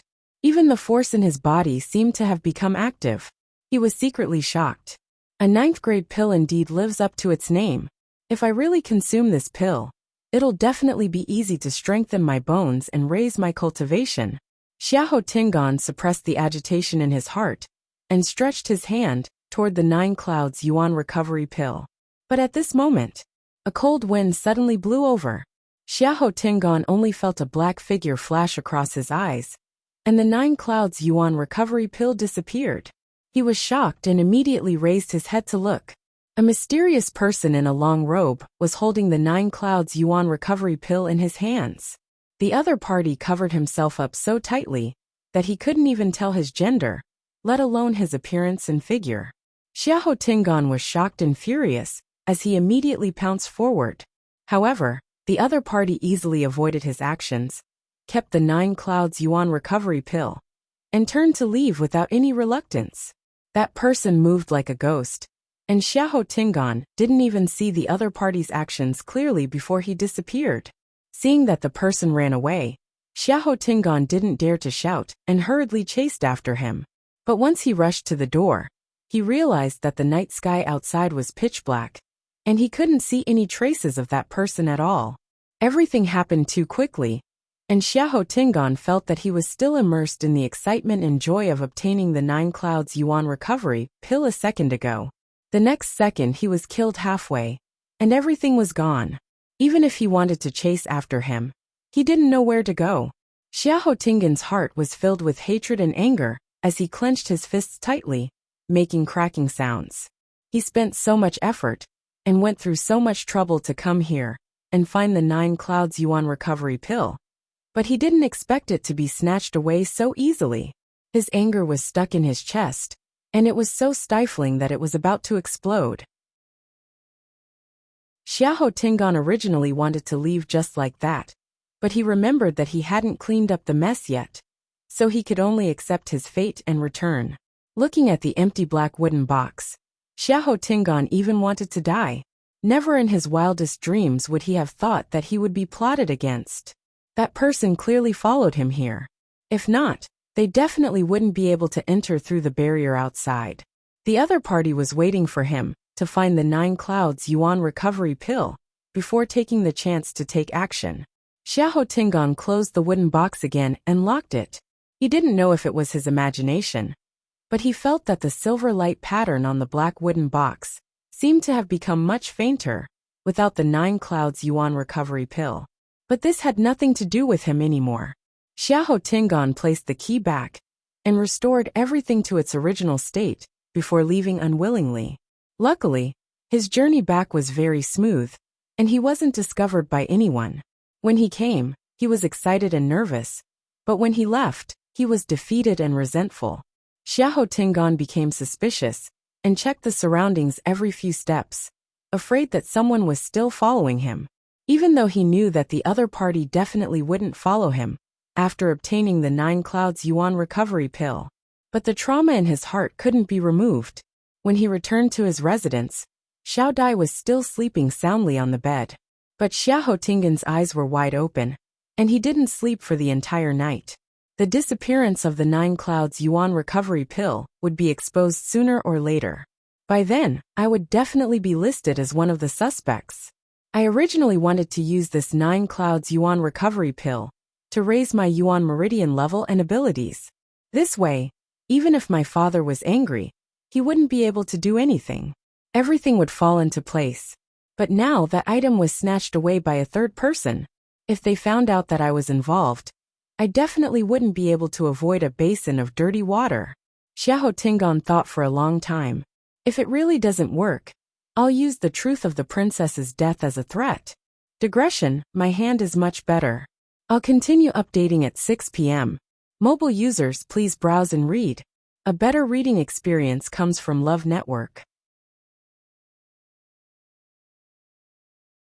Chapter 8:18. Lass, are you coming back with us? Lan Xiao asked. They couldn't stay outside, so they could just let the lass go with them. Chu Luihua was stunned. Go to the Red Moon Desert with them? She was actually a little curious, but Chang Wanzhou and the rest should still be waiting for her outside. She had been down there for so long, so she didn't know how they were doing. At this moment, Rong Xiu suddenly spoke up. When I came, I saw a whirling lotus by the mirror lake. Whirling lotus? Chu Luihua was pleasantly surprised. This was a rare heavenly treasure. Even she couldn't help but be tempted. Lan Xiao couldn't help but curse. How shameless. You know that the lass likes these things, so you deliberately baited her. Di Wuchangzi shook his head. Sigh. It's a pity that no herbs can grow well in the Red Moon Desert. If she wanted something else, it would be fine. The few of us would be able to get it by scraping together. But this herb, isn't this all because of the sins you committed in the past? Don't you have any idea why the Red Moon Desert became like this? Dugu Mabao glanced at the two of them coldly. Lan Xiao touched his chin. Don't say it as if it had nothing to do with you. You were the one who caused the most trouble back then. Now, he actually had the cheek to say that about them? Dugu Mabao choked and was speechless. Forget it, forget it. Didn't you see that the lass's eyes lit up when she heard about the whirling lotus? Let her go. Di Wuchangzi was quite open-minded. Let's wait for her to get that thing. Then let her find us. Dugu Mabao and Lan Xiao thought about it, and felt that this suggestion was not bad, so they agreed. Therefore, they didn't even bother to ask and directly said, Then come back after you're done at Mirror Lake. We're all waiting for you. Chu Luihua. She didn't seem to have agreed to go yet. But looking at them, it seemed that it was not good to reject. Chu Luihua finally nodded. Only then did the few of them look satisfied. Lan Xiao glanced at Rong Xiu and said meaningfully, Lass, some people look decent, but they're actually full of evil tricks. You must be more careful. Don't be deceived by some people. Chu Luihua lowered her eyes silently. Was he talking about the first master? Although she also felt that this person was not simple, but to say this in front of him, it could only be said that having strength meant having confidence. If it was the current her, she really couldn't afford to offend either of them. Thus, she could only survive between the cracks of both sides. Rong Xiu was not angry when he heard this. These few had always doted on you. Now that they knew that she had experienced so much, their hearts would definitely ache. His attitude was probably due to the fact that she was still present. However, just as this thought flashed through his mind, Dugu Mabao looked over. You, follow me. Rong Xiu's brows twitched. Indeed, he could not imagine these few people to be too kind. How could he have forgotten that they had never given him any leeway? Chu Luihua looked at the first master, then at Dugu Mabao and the others and narrowed her eyes. You know each other? She could not tell at first, but from the way they talked, their tone did not sound like they were strangers. As soon as he said that, both parties fell silent for a moment. No one denied it. Chu Liyue's mood immediately became very complicated. Since they knew each other, why had De Bao deliberately asked the first master to take off his mask so politely? She vaguely felt that there seemed to be some secret hidden in this. Thinking about it carefully, those words should have been meant for her to hear? In that case, the first master was also unwilling to take off his mask because of her? A white light suddenly flashed through Chu Liyue's mind. She suddenly realized something and looked at the first master, her eyes fixed on him. Could it be that she recognized the face under the mask? Chu Liyue's heart suddenly started beating rapidly. That familiar feeling grew stronger. Rong Xiu's gaze shifted slightly, avoiding her gaze. He walked towards Dugu Mabao and the others. When they brushed past each other, Chu Liyue suddenly reached out and grabbed his wrist. Rong Xiu quietly avoided it. Chu Liyue looked up and asked word by word. What is the first master afraid of? If he was not guilty and afraid of being recognized, why would he hide like this? The man opposite her did not seem nervous at all. He only said with a faint smile, I'm sorry. I'm sorry. My wife is very strict and doesn't like me touching other women. Chu Liyue was suddenly stunned. She had never expected the other party to throw out such a sentence. This reason seemed ridiculous, but it also seemed like there was nothing wrong with it. While she was in a daze, Rong Xiu walked over. Dugu Mabao's little face was cold. Lan Zhao's eyes were full of disdain, and he could not help but spit. Wife, isn't it just you are? After not seeing him for a few years, this kid's acting skills have gotten better. When the truth is revealed in you, or knows his identity, let's see what will happen to him. Only Diwu Changzi gave him a thumbs up. Rong Xiu actually dared to lie to you, or so openly and brazenly, just because the girl did not remember anything. He was really bold. Rong Xiu raised his brows slightly. Everyone please. Dugu Mabao glanced at Chu Liyue, who was standing in the distance. I'll settle the score with this kid when we get out. Let's go. As soon as he said that, the few of them quickly flew up. Chu Liyue looked up. Suddenly her gaze froze. Her heart skipped a beat. She had seen the back view of the great master before. The man in the octagonal pavilion by the cliff. West Hill. After Xiahou Tingan heard about the engagement between Jiang Yushi and Xiahou Yushu, he dragged his injured body to Xiahou's residence. But after walking for a distance, the anger in him gradually subsided, and his mind calmed down. It was daytime, and there were people walking to and fro on the streets. If he returned to Xiahou's residence like this, he would definitely not be able to do anything. He might even become a laughingstock in the end. So after thinking about it, he decided to go back. Luckily, Xiao Dai was very obedient and didn't ask much, only doing her best to take care of him. After a few days, his injuries were mostly healed, and he decided to take action. He waited patiently until night time.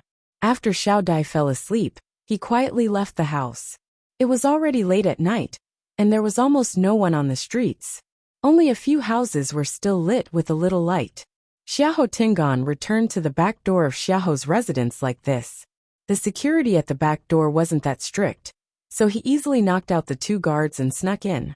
He was the most familiar with Xiahou's residence, so even at night, he knew every direction clearly. Just like this, he smoothly arrived at Xiahou Rong's study. At this time, the study was still lit, so there was obviously someone inside. Xiahou Tingan held his breath and approached. Just as he reached the corner of the wall, he heard a cold snort from inside. If I knew that Jiang Yucheng was like this, I wouldn't have betrayed the Empress concubine. Digression.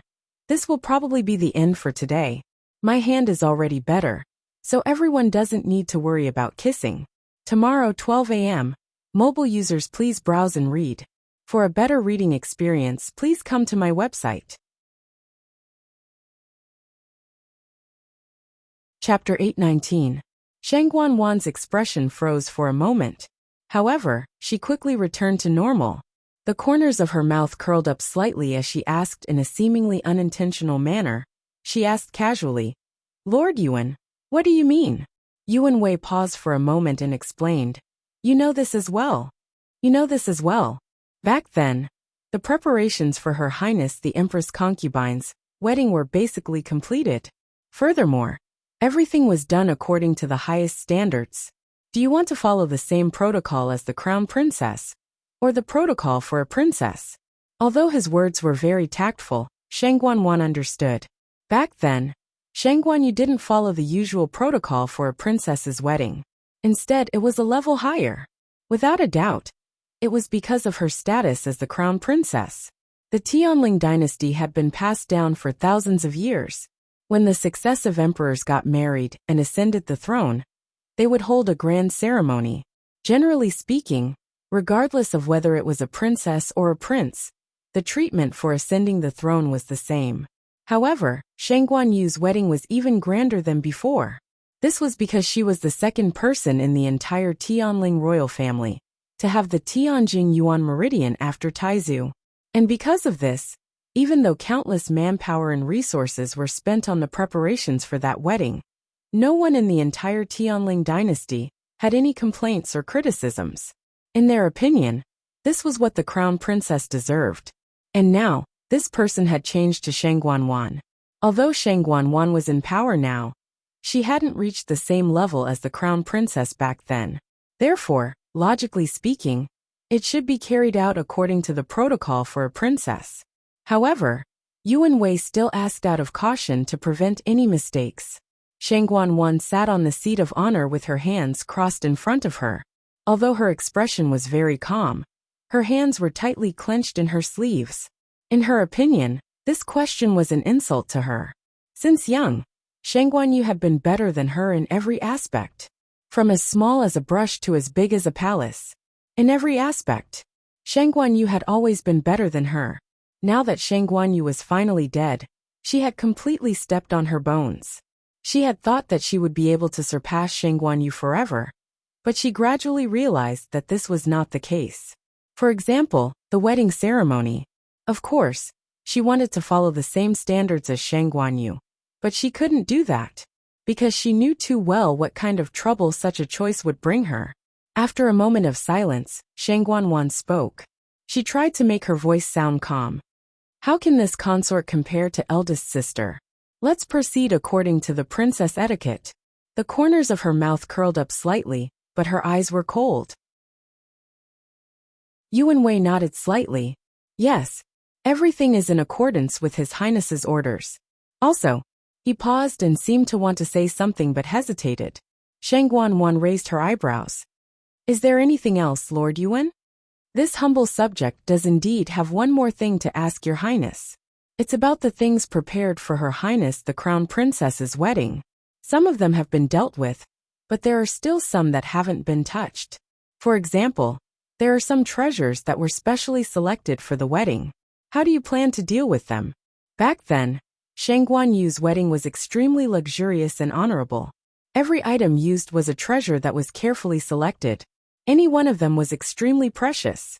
From what Shang Guanwan knew, the red carpet they had prepared to welcome the bride was specially woven with the most luxurious ice gold velvet, with countless rubies embedded on it. It could be said that it was priceless and priceless. Just a red carpet was already so luxurious. There was no need to talk about the other items. They were all extremely honorable. Now, Yuan Wei was asking her if she wanted to use something like this. On one hand, the crown princess had an accident on the eve of the wedding, so these items weren't suitable to be used. But on the other hand, these items had all been prepared with a lot of money and manpower. If they were really covered in dust, it would be troublesome to prepare new ones. Shang Guanwan suppressed the anger in her heart, lowered her eyes, and sighed softly. After all, those are eldest sister's items. This consort will definitely feel sad when she sees them. There's no need to use them. Just keep those items properly. Yuan Wei's expression changed slightly. Actually, he originally thought that Shang Guanwan would be willing to use a portion of them. This wasn't entirely a matter of money and so on. When the Tianling royal family got married, there were actually many items that wouldn't be customized. Instead, they would use the previous items. On one hand, it was to show the inheritance of power. On the other hand, it was to show that they were connected by blood. However, He didn't expect that Shangguan would refuse to use all of them. Your Highness, if we were to replace all of them, I'm afraid it would be a little rushed. This is something that Lord Yuan needs to deal with. Do you want this consort to personally worry about these issues? Shangguan was already full of impatience, and her tone was a little cold. Yuan Wei understood and immediately said tactfully, Yes. Your Highness, please don't worry. This humble official will do his best. Shangguan anger subsided slightly, but there was still a hint of coldness in her eyes.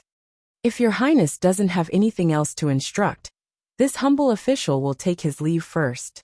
Shangguan waved her hand. Yuan Wei bowed, then retreated and walked out. Shangguan anger still hadn't subsided even after his figure completely disappeared outside the door. Yuan Wei's trip this time was simply to disgust her. She kept calling him Empress Concubine. He had already been dead for almost 2 years. What else was there to say? Alright, don't think about those useless things. It's better to think of a way to recover your Yuan Meridian as soon as possible. A hoarse and cold voice suddenly sounded in her mind. Shangguan shuddered, and fear flashed across her eyes. Yes. If your Yuan Meridian hasn't fully recovered before your wedding, I'm afraid you won't be able to raise that scepter in front of so many people, right? This sentence directly pierced Shangguan heart. All along, this had been her greatest worry. Senior is right. You were very afraid when I asked you to summon a few people into the palace previously. If you don't do anything now, there won't be time. Shangguan also had a headache. But if I do it so openly, it will definitely arouse suspicion. She had only taken a portion of it from Yang Qin previously. After the matter was exposed, she was suspected for a long time, and was even harshly reprimanded by Jiang Yucheng. She really didn't dare to do it now. That voice sneered. If you don't dare to call them over, why don't you go out and find them yourself? Go out? But don't worry, I will help you when the time comes. Yes. After Duga Mabao and the others left, Chu Luiyue looked at the black figure and sank into deep shock. She didn't recover for a long time. She had seen the first master before. She must have interacted with him before. Moreover, in that dreamlike illusion, his tone was so intimate and gentle. He called her Yuer. An absurd guess suddenly rose in Chu Luiyue's heart. He is. Digression today at 4 p.m. As an injured person, Ben February finally had a legitimate reason to not update his novel. Sob. Will I start to recover tomorrow at 5 p.m. or noon? There are basically no blisters on my hands. Now, only patches of red spots are left. I should be fine soon. Love mobile users, please browse and read. A better reading experience comes from Love Network. Chapter 820. Something seemed to be coming out from the bottom of her heart. That answer was within her reach, as if there was only a thin veil between them. As long as she pierced through it, she would know.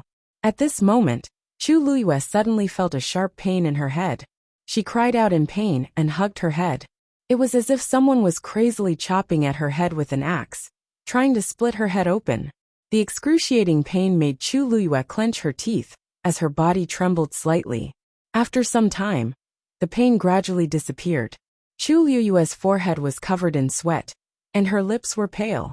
She was drenched in sweat, as if she had just been scooped out of the water. She leaned against the stone wall at the side, and rested for a while before she gradually recovered. She was clearly very close to that answer, but there seemed to be an invisible hand stopping her, not allowing her to take another step forward. Chu Luiyue let out a long breath, and looked up at the darkness. There seemed to be waves in the depths of her eyes. The first master would definitely recognize her. It's also very likely that they were very close in the past. However, other than the scene on the cliff, she couldn't remember anything else. After standing in the same spot, and thinking for a while, Chu Luiyue finally decided to put this matter aside. Not only master, but De Bao and the other two's identities were also a mystery. I'll ask them properly when I see them again. The most important thing now is to go out and find the dancing lotus. Just as this thought surfaced in Chu Luiyue's mind, she suddenly felt a wave coming from her dantian. She was slightly stunned, and realized that the wave came from the heavenly square cauldron. It seems to be the Tutian baby?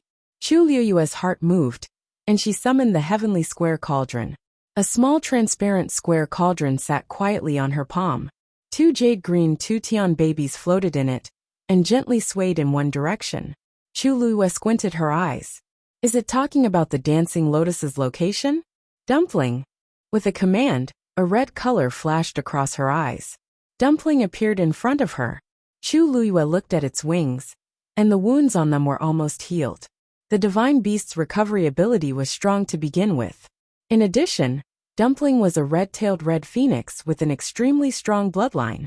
Naturally, it was needless to say. In addition, the Tutian baby had now submitted to Chu Liyue. The power it had left behind would not cause any harm to Dumpling.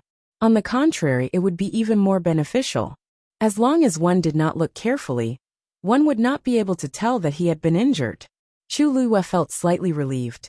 Hula! Dumpling spread its wings, and Chu Liyue jumped onto its back. Go! Chu Liyue shouted. Dumpling let out a clear cry and flapped its wings. He leaped into the air. Screech! This clear sound of breaking through the clouds immediately attracted the attention of the few people waiting outside. The few of them seemed to have sensed it, and looked up in unison. That already withered one Yeshan suddenly started to break inch by inch and silently turned into powder. It scattered with the wind. Qini narrowed his eyes. Lei Laosi looked at his big brother excitedly, and when he saw his big brother's expression, he became even more agitated. Chang Wanzhou's eyes were fixed on her. His soft, short blonde hair covered most of his eyes, but there was a rare hint of nervousness on his handsome face. Mu Hongyu was originally cultivating, but when she heard the sound, she quickly opened her eyes.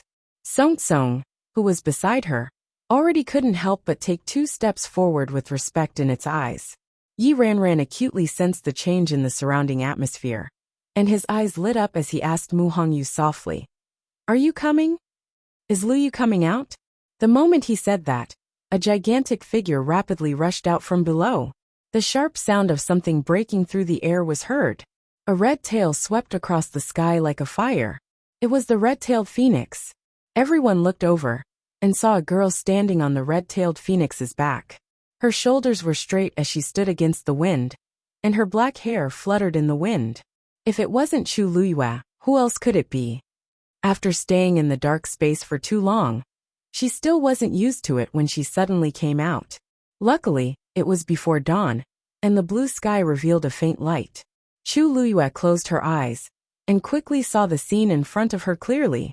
She scanned the area from the corner of her eyes and saw that the entire mystic forest below had withered.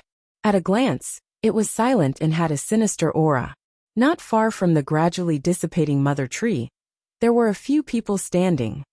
Luyu. Mu Hongyu couldn't hold it in and shouted first. She kept waving at Chu Liyue excitedly and joyfully. Luyu, we're here. Yi Ranran was also so agitated that his face flushed red. It's really her. She really came out. After such a long wait, nobody knew what kind of torture they went through in their hearts. But it was worth it just for this moment. Chang Wanzhou pressed his lips together. Even though he didn't have much of an expression on his face, his amber-like eyes seemed to be twinkling with stars. I know. I've always known. She will definitely be safe and sound. Lei Laoxi's hanging heart finally relaxed as he waved his fists and laughed out loud. Ha ha ha ha. I knew it. I knew it. What kind of person is Her Highness? This isn't a problem at all. Qin Yi's lips curved up slightly as he stood with his hands behind his back and looked up at that girl. She was like a god of war that came back from hell, as she exuded a valiant and cold aura from head to toe, making people subconsciously submit to her. Even if she was in a dangerous situation, she would definitely think of ways to solve all her difficulties and stand up again. This is the Her Highness we've been following. Seeing these few people, Chu Liyue's heart suddenly felt warm. In an instant, all her limbs and bones seemed to be smooth. No matter what the situation is, there will always be people waiting for me relentlessly. Meeting the few people's expectant and joyful gazes, Chu Liyue finally understood. She had never been alone in this battle. Dumpling, let's go down. said Chu Luiyue with a smile. Dumpling responded, flapped its wings, and swooped down toward the ground again. The strong aura of a legendary fiend instantly enveloped the entire space. Chu Luiyue leaped up and jumped down. Mu Hongyu and Yi Ranran immediately rushed forward, but when they reached Chu Luiyue, they widened their eyes in disbelief and stared at her without blinking. Luyu? Luyu, it's really you. Chu Luiyue smiled brightly, and her eyes curved into crescents as she pinched the two people's faces. Of course it's really me. Mu Hongyu was slightly better, but Yi Ranran's eyes directly reddened. That's great, I thought. As he spoke, his voice already sounded like he was about to cry. Chu Luiyue's heart warmed up. Don't worry, I'm fine. Aren't I perfectly fine? She then looked up at the remaining three people. Countless emotions gathered in her heart, and in the end, they turned into one sentence. Thank you for being willing to wait for me. I'm back. A better reading experience came from the Love Network. Chapter 821. Qin Yi's and Lei Laoxi's expressions froze when they heard that. Only they knew the true meaning of this sentence. Not only was she Chu Luiyue, but she was also Shang Guanyu. This empire originally belonged to her, but it was snatched away by someone using despicable means. Now she was finally back, and she was going to take back everything that she had lost. The woman in front of them was dressed normally, and her shoulders were thin. However, her pair of black jade-like eyes had a noble aura that looked down on the world. If it weren't for the fact that Mu Hongyu and the other two were still here, Lei Laoxi would have knelt down on one knee and greeted her. Her Highness is indeed still Her Highness. Our long wait wasn't in vain at all. Qin glanced at him with a gentle gaze. We've been staying here for close to 2 years. Actually, even we didn't know if Her Highness was still alive, or when she would return. From start to end, we relied on our stubbornness to persevere. Now we can finally see the moon after parting the dark clouds. Not to mention old Four. But even his heart was surging with emotions. Chang Wanzhou seemed to have sensed something and glanced over. For some reason, he felt that Qin Yi and Lei Laoxi treated Chu Luiyue differently. Even though he didn't know much about the ways of the world, he had the sharp instincts of a wild beast. If not for this, he wouldn't have been able to stay with them with such ease and wait for Chu Luiyue to come out together. He looked at Chu Luiyue and saw that her eyes were so deep that he couldn't see the bottom of them. It seemed like she was hiding a lot of secrets. Chang Wanzhou looked down. Since she doesn't want to say it now, I won't ask. There will come a day when she wants to say it, and she will naturally say it. Luyu, why were you trapped down there for so long? What exactly happened in between? How did you come out? After confirming that Chu Luiyue had returned safely, Mu Hongyu was completely relieved. The moment she relaxed, she couldn't help but ask a series of questions in one breath. Chu Luiyue was caught between laughter and tears. It's a long story. I'll tell you all about it when we get back. Yi Ranran exclaimed. Luyu, you seem to have broken through again? Chu Luiyue blinked. She had stayed in the two Tian babies' god's domain for more than a year. It would be strange if she hadn't made a breakthrough. Her current realm was already peak rank 5. He was only one step away from becoming a rank 6 warrior. In fact, she had already felt that she had touched that invisible barrier several times before. It was just that she didn't have the time to focus on breaking through, so she suppressed it. As long as she wanted to, she could actually step into the rank 6 warrior realm at any time. I was just lucky, Chu Luiyue explained simply. Yi Ranran's round little face was full of amazement. Master said that luck is also a part of strength. Luyu, when we return, the pavilion master, and all the other senior brothers and sisters will definitely be very proud of you. Chu Luiyue laughed and knocked her forehead lightly. Do you think I can't tell? Didn't you all make breakthroughs too? Yi Ranran rubbed her forehead and smiled embarrassedly. This is all thanks to Big Brother Qin, and the rest for constantly urging us to cultivate, and giving us a lot of pointers in between. Chu Luiyue's smile deepened as she looked at the Qini duo with a teasing look in her eyes. Then, I really have to thank Big Brother Qin and Big Brother Lei. The two of them were very strong, especially Qin Yi, who was very smart. In the entire Tianling dynasty, Countless people wanted to get a word of advice from him, but couldn't. Now it was convenient for Mu Hongyu and the rest. This would be extremely beneficial to their future cultivation. Song Song, who was in her arms, started twisting. Mu Hongyu changed her position and hugged it with difficulty. Song Song, you're getting heavier now. If this goes on, I won't be able to carry you. Where's that legendary fiend? Mu Hongyu inadvertently glanced and suddenly saw that the sky was empty. The white lion that had been occupying this place previously seemed to have disappeared. Once she said that, the others also recalled this incident.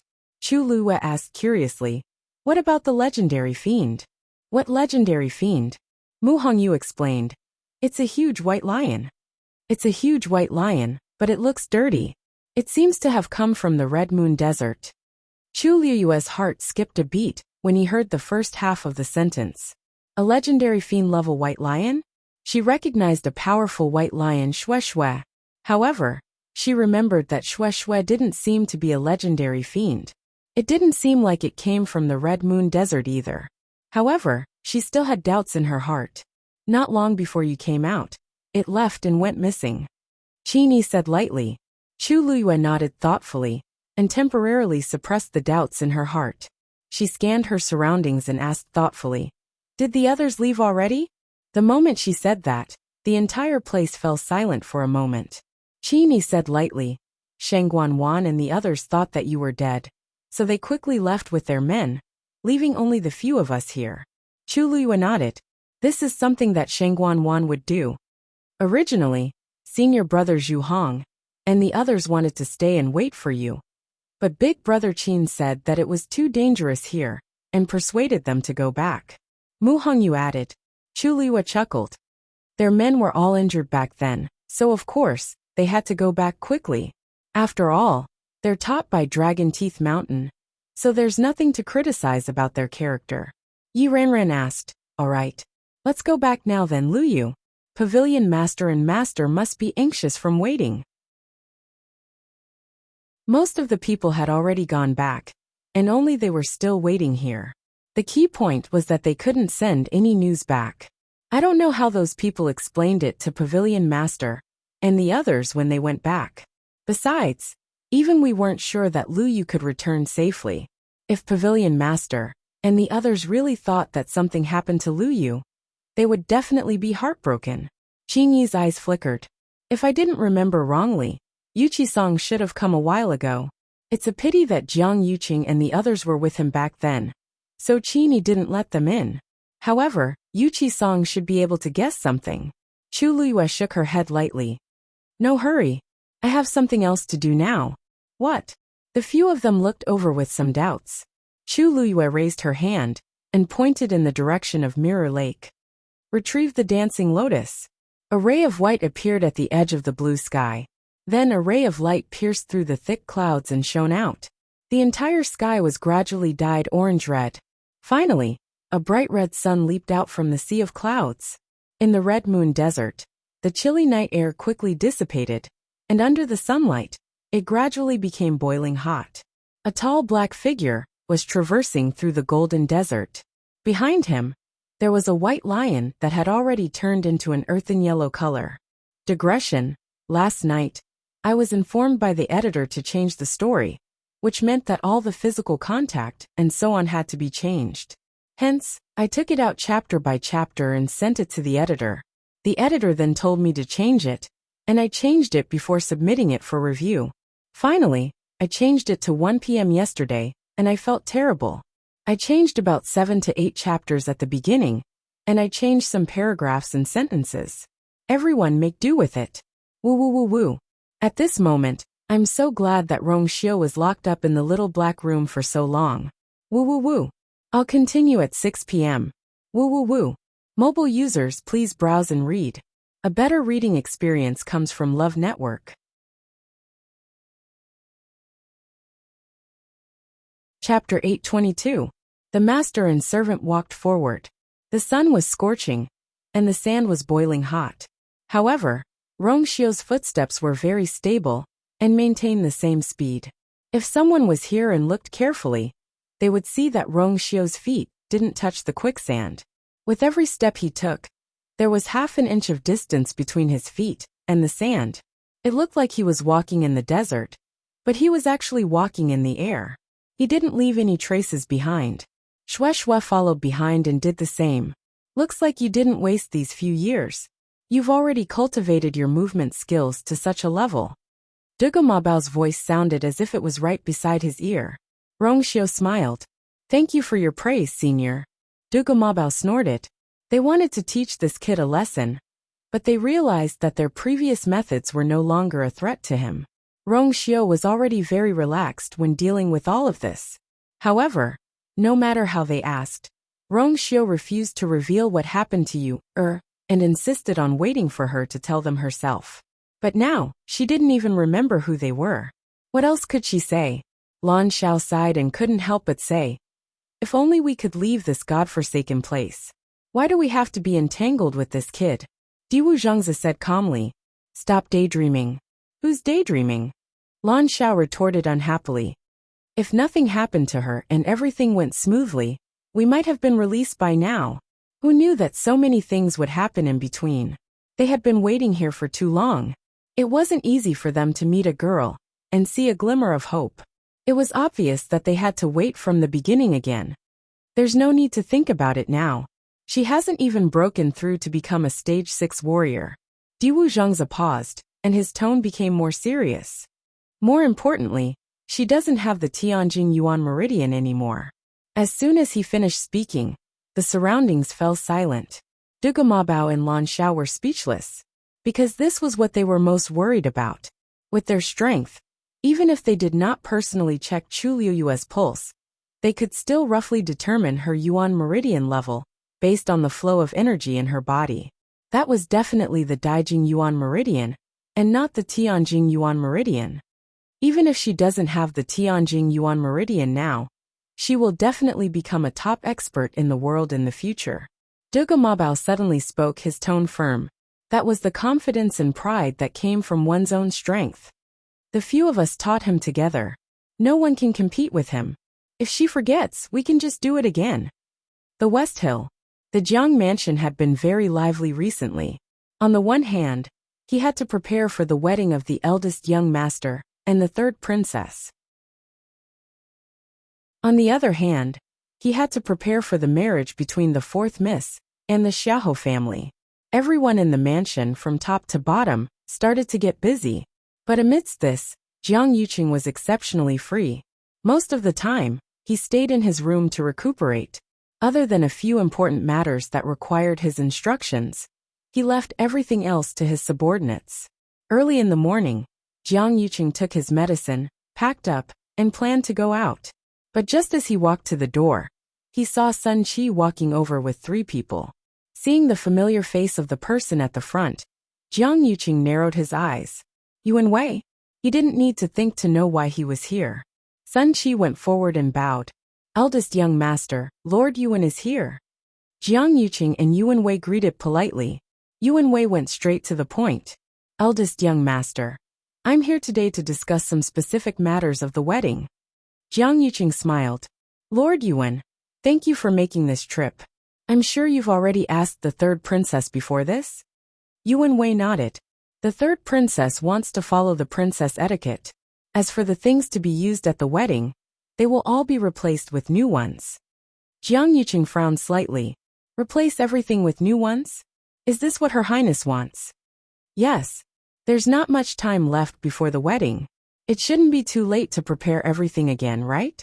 There are clearly many things that are ready-made. Why don't you use them? Yuan Wei paused for a moment. I've already ordered people to rush it. Don't worry. It won't delay the wedding process. But Jiang Yuqing's expression still didn't improve. He didn't need to think to know why Shang Guanwan had made these requests. It was just that she didn't want to use the things that Shang Guanyu had prepared to use. Even if they hadn't gotten married yet, those things hadn't been used yet. Jiang Yuqing felt a sense of disgust in his heart. Shang Guanwan knew that this would make things very difficult for the people from the Ministry of Rites.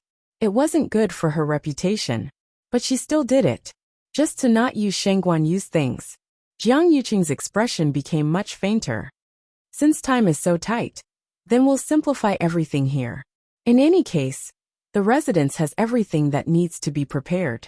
When the time comes, we can just use it directly.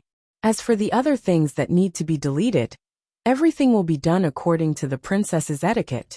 Lord Yuan is quite experienced in this, so I don't need to say anything more, right? Yuan Wei was stunned for a moment. Eldest young master means, I'll leave all these matters to you. I still have something important to do today, so I'll take my leave first. If you still have any questions, feel free to discuss it with my father. After saying that, Jiang Yuqing nodded and left. The remaining people all quieted down. No one expected that Jiang Yuqing would leave in such a hurry. They were here to discuss the wedding matters with him. Did he just push everything away so cleanly and neatly? What was he going to do that was more important than the wedding with the third princess? Sun Qi glanced in the direction that Jiang Yuqing left and sighed in his heart. For some reason, eldest young master's mood had been very bad recently. Even he didn't dare to touch his bad luck. He could only carefully do his own things and didn't dare to ask anything else. He cupped his hands at Yuan Wei. Lord Yuan, I'll bring you to see master? No matter what, master's identity was still here, so it wasn't too rude. Yuan Wei came back to his senses, smiled and said politely, that won't be necessary. We've already understood eldest young master's intentions, so we won't disturb Lord Jiang. Sun Qi didn't dare to say anything else, and respectfully sent them out. After leaving the Jiang residence, a young man behind Yuan Wei finally couldn't help but say, what does eldest young master Jiang mean? Why does he seem to not care about the wedding at all? Yuan Wei pondered for a moment. There's no need to care about this kind of thing. Just do as he says. The two of them replied in unison, yes. Yuan Wei turned his head and looked meaningfully at the Jiang residence. It seemed that this eldest young master Jiang did not care about the third princess as much as he seemed to care about her. Oh, the best reading experience came from Love Network.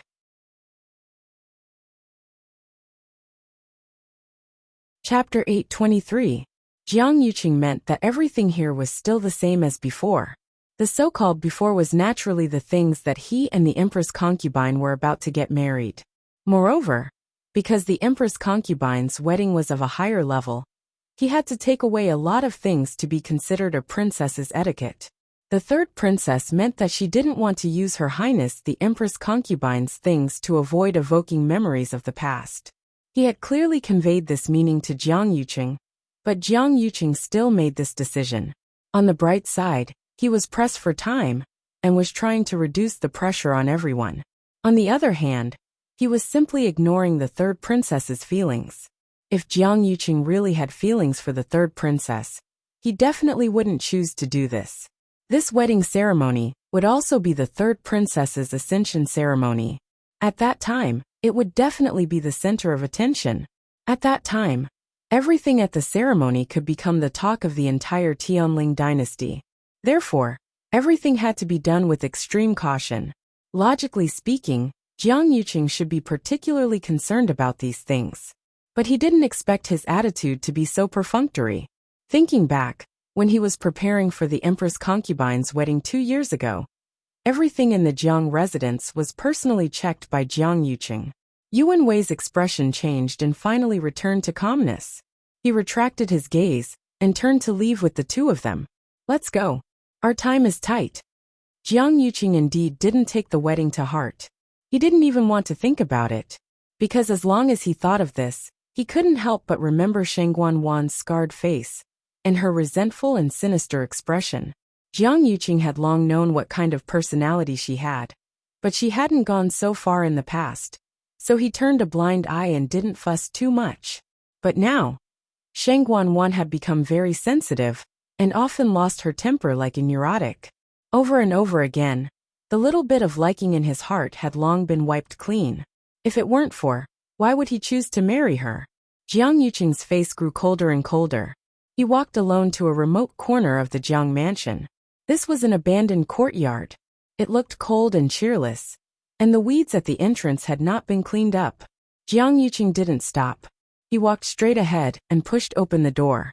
Inside the door, there were 2 guards standing on either side. Seeing that the visitor was Jiang Yuqing, The two of them saluted together. "Greetings, young master." Jiang Yuqing nodded. "How has he been recently?" One of them said respectfully. "At first, he was a little dishonest, but now he's obedient." Was eldest young master going to meet him personally? Hearing Jiang Yuqing's faint hum, the guard hurriedly led the way. "Young master, this way please." The two of them walked towards the room inside. If someone were to barge in at this moment, they would sense that there were several hidden auras in this seemingly desolate courtyard. Ordinary people could not easily break in, because this was actually the place where Jiang Yuqing locked people up. The people of the Jiang mansion also knew that this was Jiang Yuqing's territory and would never come here without permission. Jiang Yuqing followed the guard to one of the rooms. With a creak, the door was slowly opened. Jiang Yuqing walked in. The guard considerately closed the door again and waited quietly outside. This room was not big, and there was dust everywhere. It seemed that no one had been here for a long time. Jiang Yuqing didn't stop. He walked past the screen and entered the side room. This was a dim and narrow space. It couldn't even accommodate a person lying flat. And inside, there was a person sitting on his knees against the wall. All kinds of unpleasant smells mixed with the strong smell of blood rushed to his face. But Jiang Yuqing's expression didn't change. This kind of scene was too common for him. Hearing someone come, the man slowly raised his head. His originally sturdy body had become emaciated after a long period of torture. His cheeks and eye sockets were deeply sunken. Under his messy hair, one could see that he was missing an ear. There was a bowl-sized scar there. This person was Qi Dai, who was imprisoned by Jiang Yuqing that day. Seeing the person who came, Qi Dai's eyes moved, but the bottom of his eyes was scarlet. Jiang Yuqing looked at him condescendingly. "How does it feel to be bitten by the messed yuan gravel?" Qi Dai opened his mouth, as if wanting to say something, but only a hoarse and bitter moan came out. This was because he wanted to commit suicide. He tried to bite his tongue to commit suicide, but because he was discovered in time, he didn't die. But after that, his tongue was directly cut off, and he could no longer speak. He reached out, as if wanting to grab Jiang Yuqing. But just as he moved, there was the sound of chains vibrating. It turned out that his four limbs had been locked by iron chains, and he had completely lost his freedom. His emaciated hands, which were as thin as skin and bones, clawed at the air. The veins on the back of his hands were bulging, and there were also shocking bloodstains.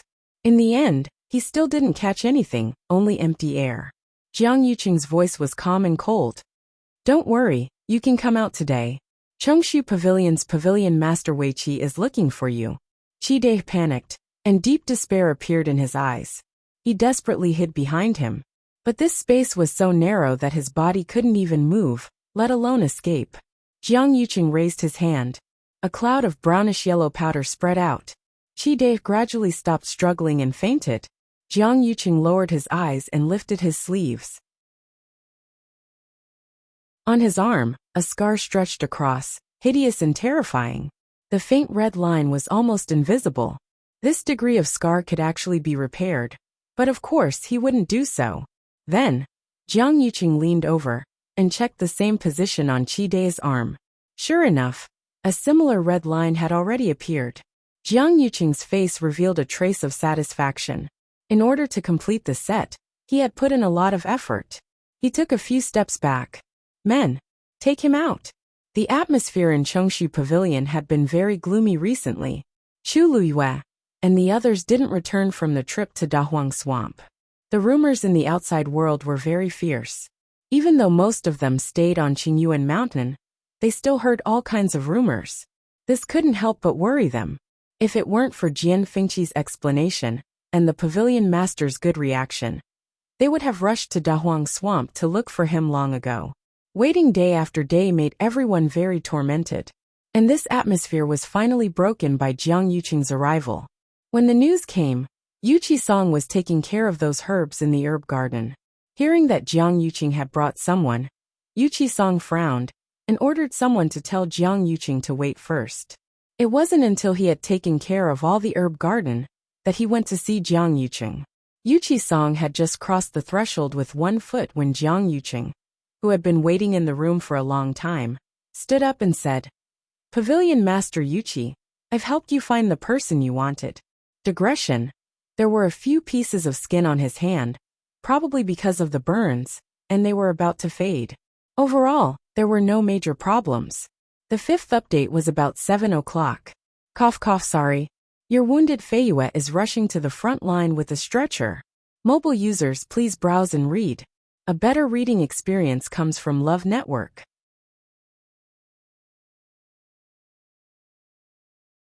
Chapter 824. Yuchi-song turned his gaze and looked at the person kneeling behind Jiang Yuqing. This person was thin, and his aura was weak. It seemed that he had suffered a lot. Some old and new scars could be vaguely seen on his exposed wrists and other places. Yuchi-song frowned. This person's name is Chi Dai. He used to be my subordinate. He did go to Nanjiang with me.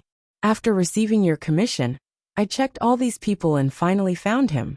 In order to make him tell the truth, I used a little punishment. Jiang Yuqing spoke casually. However, Yuchi-song only needed a glance to see that Chi Dai was already half dead. He probably wouldn't live for long. The so-called a little punishment was probably unworthy of the name. How did eldest young master find out it was him? Yuchi-song continued to ask. Naturally, I relied on evidence. Jiang Yuqing raised his chin as he spoke. To tell you the truth, ever since I brought them back from Nanjiang, most of them were more or less injured. So I gave them a severance fee and let them go. This time, in order to help you find someone, we gathered them together again. And that day, I found that there was something wrong with this brother Chi. First, his realm had regressed a lot compared to before, and his strength was not as strong as before. Second, there was a mark left on his left arm. That was the evidence of the backlash from the Chaos Yuan gravel. Hearing this, Yuchi-song's eyelids couldn't help but twitch. The evidence is irrefutable. It's absolutely true. Speaking of this, Jiang Yuqing sighed, and a hint of disappointment appeared on his face. I didn't expect that it was really my people who did such a thing. They almost harmed the entire Chongshu Pavilion. Today, I personally brought Chi Dai here to give you an explanation, and also to apologize to you in person. It's all because of my poor discipline that such a thing happened. My heart is filled with guilt. Jiang Yuqing's words were sincere and sincere. If someone else were to hear these words, they would definitely be moved. However, the Yuchi-song was an exception. He took 2 steps forward and carefully examined Chi Dai. At this moment, Chi Dai was kneeling on the ground with his hands tied behind his back. His eyes were lifeless, as if his soul had been sucked out of his body. Even when Yuchi-song walked behind him to check his arm, he didn't move at all. It was as if he didn't care about anything. Yuchi-song asked casually, "Why does he look so strange?" Jiang Yuqing explained unhurriedly.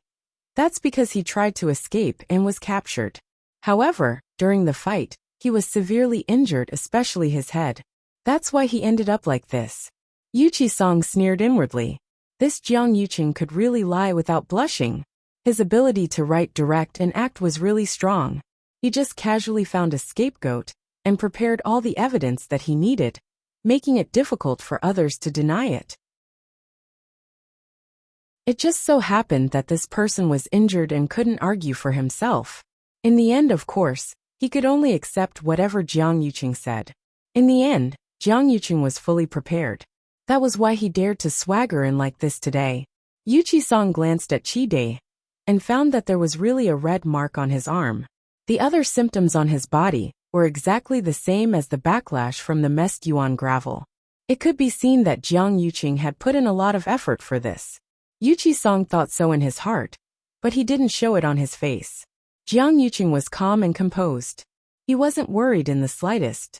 He knew that these things could deceive ordinary people, but they might not be able to deceive an old fox like Yuchi-song. But so what? Now that all of this was in front of him, it was difficult for Yuchi-song to deny it. If he didn't believe it, how could he find evidence to prove that all of this had nothing to do with Chi Dai, and that everything was done by him, Jiang Yuqing? Jiang Yuqing was certain that Yuchi-song couldn't do it. No matter what, this matter would only end this way. Yuchi-song glanced at Chi Dai without batting an eyelid, and his heart skipped a beat. Immediately, he straightened up and said in a deep voice, he was indeed bitten by the Mest Yuan gravel. There's no doubt that it should be him. As he spoke, he turned his head and looked at Jiang Yuqing. Eldest young Master Jiang, have you asked him why he did this? Jiang Yuqing was stunned for a moment and shook his head. No. Yu Qisong's expression tensed up a lot, as if he still couldn't let it go. This was normal. Qi Dai was an ordinary person to begin with. Why would he target Chongshu Pavilion for no reason? And the group of people who attacked Chongshu Pavilion clearly had an extraordinary background. There must be other people behind Qi Dai, Yu Qisong said in a deep voice. Jiang Yuqing's eyes twitched, but he still controlled his expression very well. I have the same thoughts as you, but this Qi Dai is very tight-lipped. No matter how we interrogate him, we can't get anything out of him. But no matter what, I'll hand him over to you first as an explanation. Yu Qisong's expression relaxed a little. Thank you for your help this time, eldest young Master Jiang. Then leave this person to Chongshu Pavilion. How about it? Of course. Jiang Yuqing cupped his hands. Although I don't know why Qi Dai is like this, he used to be my man. So I'm very sorry about this. Yu Qisong looked at his hypocritical appearance and felt even more disgusted. He turned around and hid the expression in his eyes. Eldest young Master Jiang, you don't have to be like this. He is him, and you are you. If I was wrong before, it was all because I was anxious. Jiang Yuqing smiled. Pavilion Master Weiqi is magnanimous. I should be the one apologizing to you. Yu Qisong didn't dwell on this for too long. Instead, he let out a long sigh. Actually, this kind of thing is hard to predict. For example, everyone always thought that the 13 Yu guards were loyal to the Empress concubine. Who would have thought? Oh right, didn't you issue a kill order previously, and there hasn't been any progress?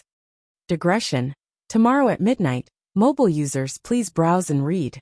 A better reading experience comes from Love Network.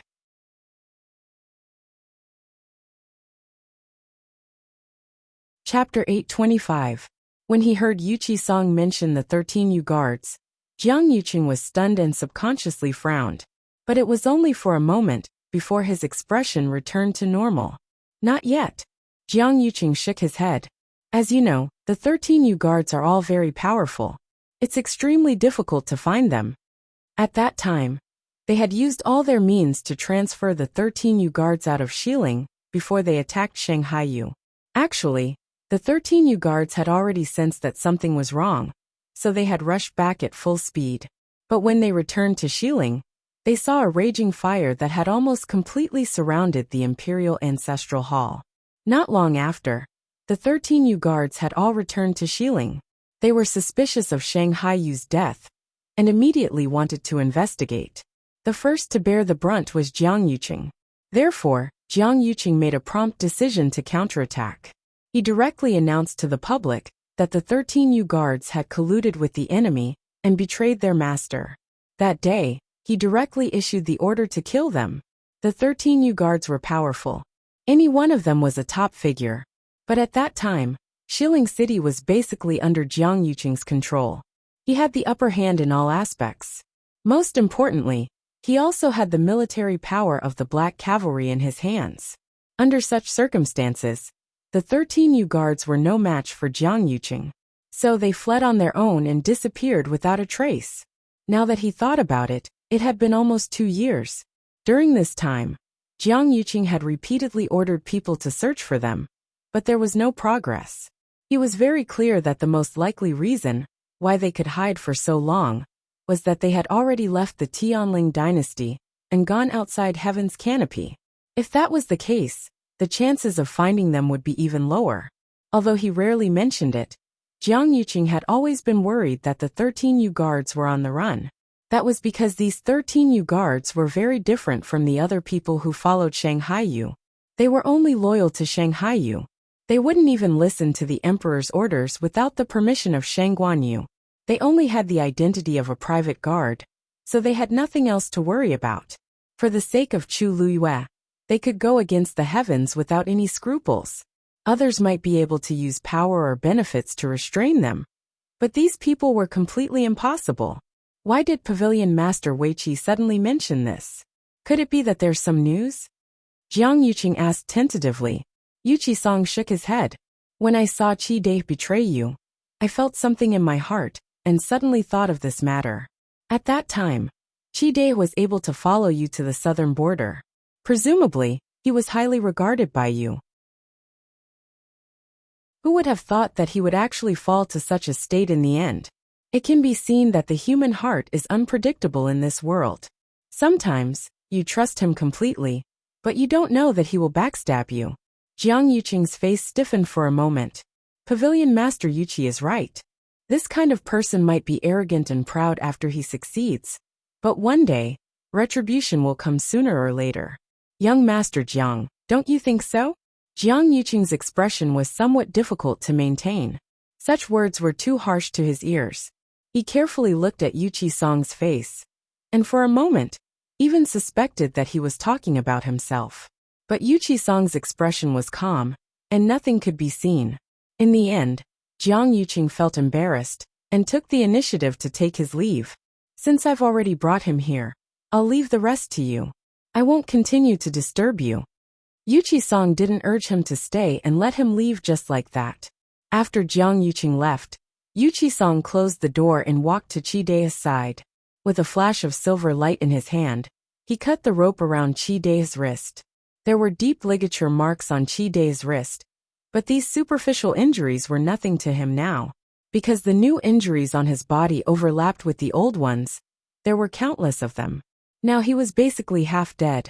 Wei-Chi-song took his pulse, and his brows gradually furrowed. Chi-Dae's physical condition was indeed very bad. Internally, he was suffering from the backlash of the Chaos Yuan gravel, and externally, he was suffering from all kinds of pain and suffering. He was only alive now because Jiang Yuqing deliberately let him hang on to his last breath, so that he could report back to Yuchi-song. In fact, Chi-Dae wouldn't live for more than half a month in his current state. And in this half a month, he was unconscious and confused. No one could get half a word out of him. Yuchi-song took out a pill and fed it to him. Then, he called 2 disciples, and only said that this person's identity was very important, and that they must take good care of him. Since the pavilion master had said so, the people below naturally did as they were told, and carefully took Chi-Dae away. Most of the disciples in Chongshi Pavilion were celestial physician, and they were best at this kind of thing. On the other side, Yuchi-song began to personally refine medicine for Chi-Dae. Everyone was very surprised to see such a scene. This Chi-Dae was brought here by Jiang Yuqing. They didn't know his identity, but he was already half dead. The pavilion master actually planned to spend so much effort to save him? Although they were curious, they still obeyed the pavilion master's orders obediently. Thus, Chi-Dae settled down in Chongshi Pavilion just like that. After Jiang Yuqing left Chongshi Pavilion, he planned to return to the Jiang mansion. After resolving the matter that had been hanging in his heart for many days, his mood was much better. Anyway, he had sent the person over, and the evidence was conclusive. There was no denying it. Yuchi-song had to believe it even if he didn't want to. Chi-Dae was dying. Even if he could live for a few more days, his brain was already damaged, and he couldn't get anything out of him. Even if Yuchi-song still had doubts about this matter, he had no reason or excuse to trouble him. After all these days, there was finally something comforting. Jiang Yuqing let out a long sigh. However, when he thought of Chi-Dae, he couldn't help but think of Xia Mu from before. It was as if that person had suddenly disappeared without a trace. After such a long time, he still couldn't find him, even after he had turned the entire West Hill upside down. It was as if everything that happened that day was just a dream. However, there was still a scar on his lower abdomen, constantly reminding him of the humiliation he had suffered that day. As he walked, Jiang Yuqing gradually felt that something was wrong. It was as if a pair of eyes were watching him in the dark. Jiang Yuqing stopped in his tracks and looked back. However, he didn't see anyone. As for that faintly discernible line of sight, it also disappeared. Jiang Yuqing knitted his brows, turned around and continued walking forward. He focused his mind, but the feeling of being watched didn't appear again. Could it really be his imagination? After some time, Jiang Yuqing suddenly realized that he had unknowingly arrived at Exinli Garden. Thinking of the stolen zither, Jiang Yuqing hesitated for a moment but still walked in. Mobile users, please browse for a better reading experience from Love Network.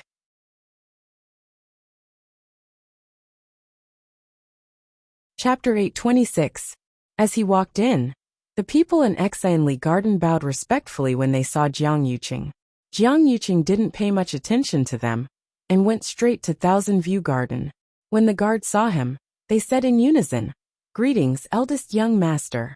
After the zither was stolen, Jiang Yuqing transferred a lot of people here to guard it strictly. Therefore, the place was now heavily guarded in all directions, both in the open and in the dark. However, Jiang Yuqing hadn't come here since the day the zither was stolen. He stood by the lake and glanced at the zither room. "Have there been any abnormalities recently?" the guard said. In response to eldest young master, "There hasn't been any abnormalities." Jiang Yuqing waved his hand and dismissed them. He walked towards the zither room. In fact, he had guessed the situation. The most important thing in the zither room was the zither. Since the other party had stolen it, there was a high chance that they wouldn't come again. But who would be interested in this ancient zither? Although it was precious, it was just a zither. Moreover, the zither's appearance was very special. It was in the shape of a phoenix's tail, so it was also called the phoenix tail zither. Almost everyone in the Tianling dynasty knew that it was the princess's favorite zither. So from this point of view, it was absolutely impossible for that person to sell the zither. They didn't even dare to take it out for others to see. Was it really just to take the zither for themselves? Jiang Yuqing couldn't figure it out. And no matter how hard he tried, he couldn't think of any characteristics of that person at that time. He once suspected that it was Mu Hongyu, but the aura seemed a little different. Dragon Teeth Mountain. Jian Fengqi was leisurely today, so he planned to go down the mountain.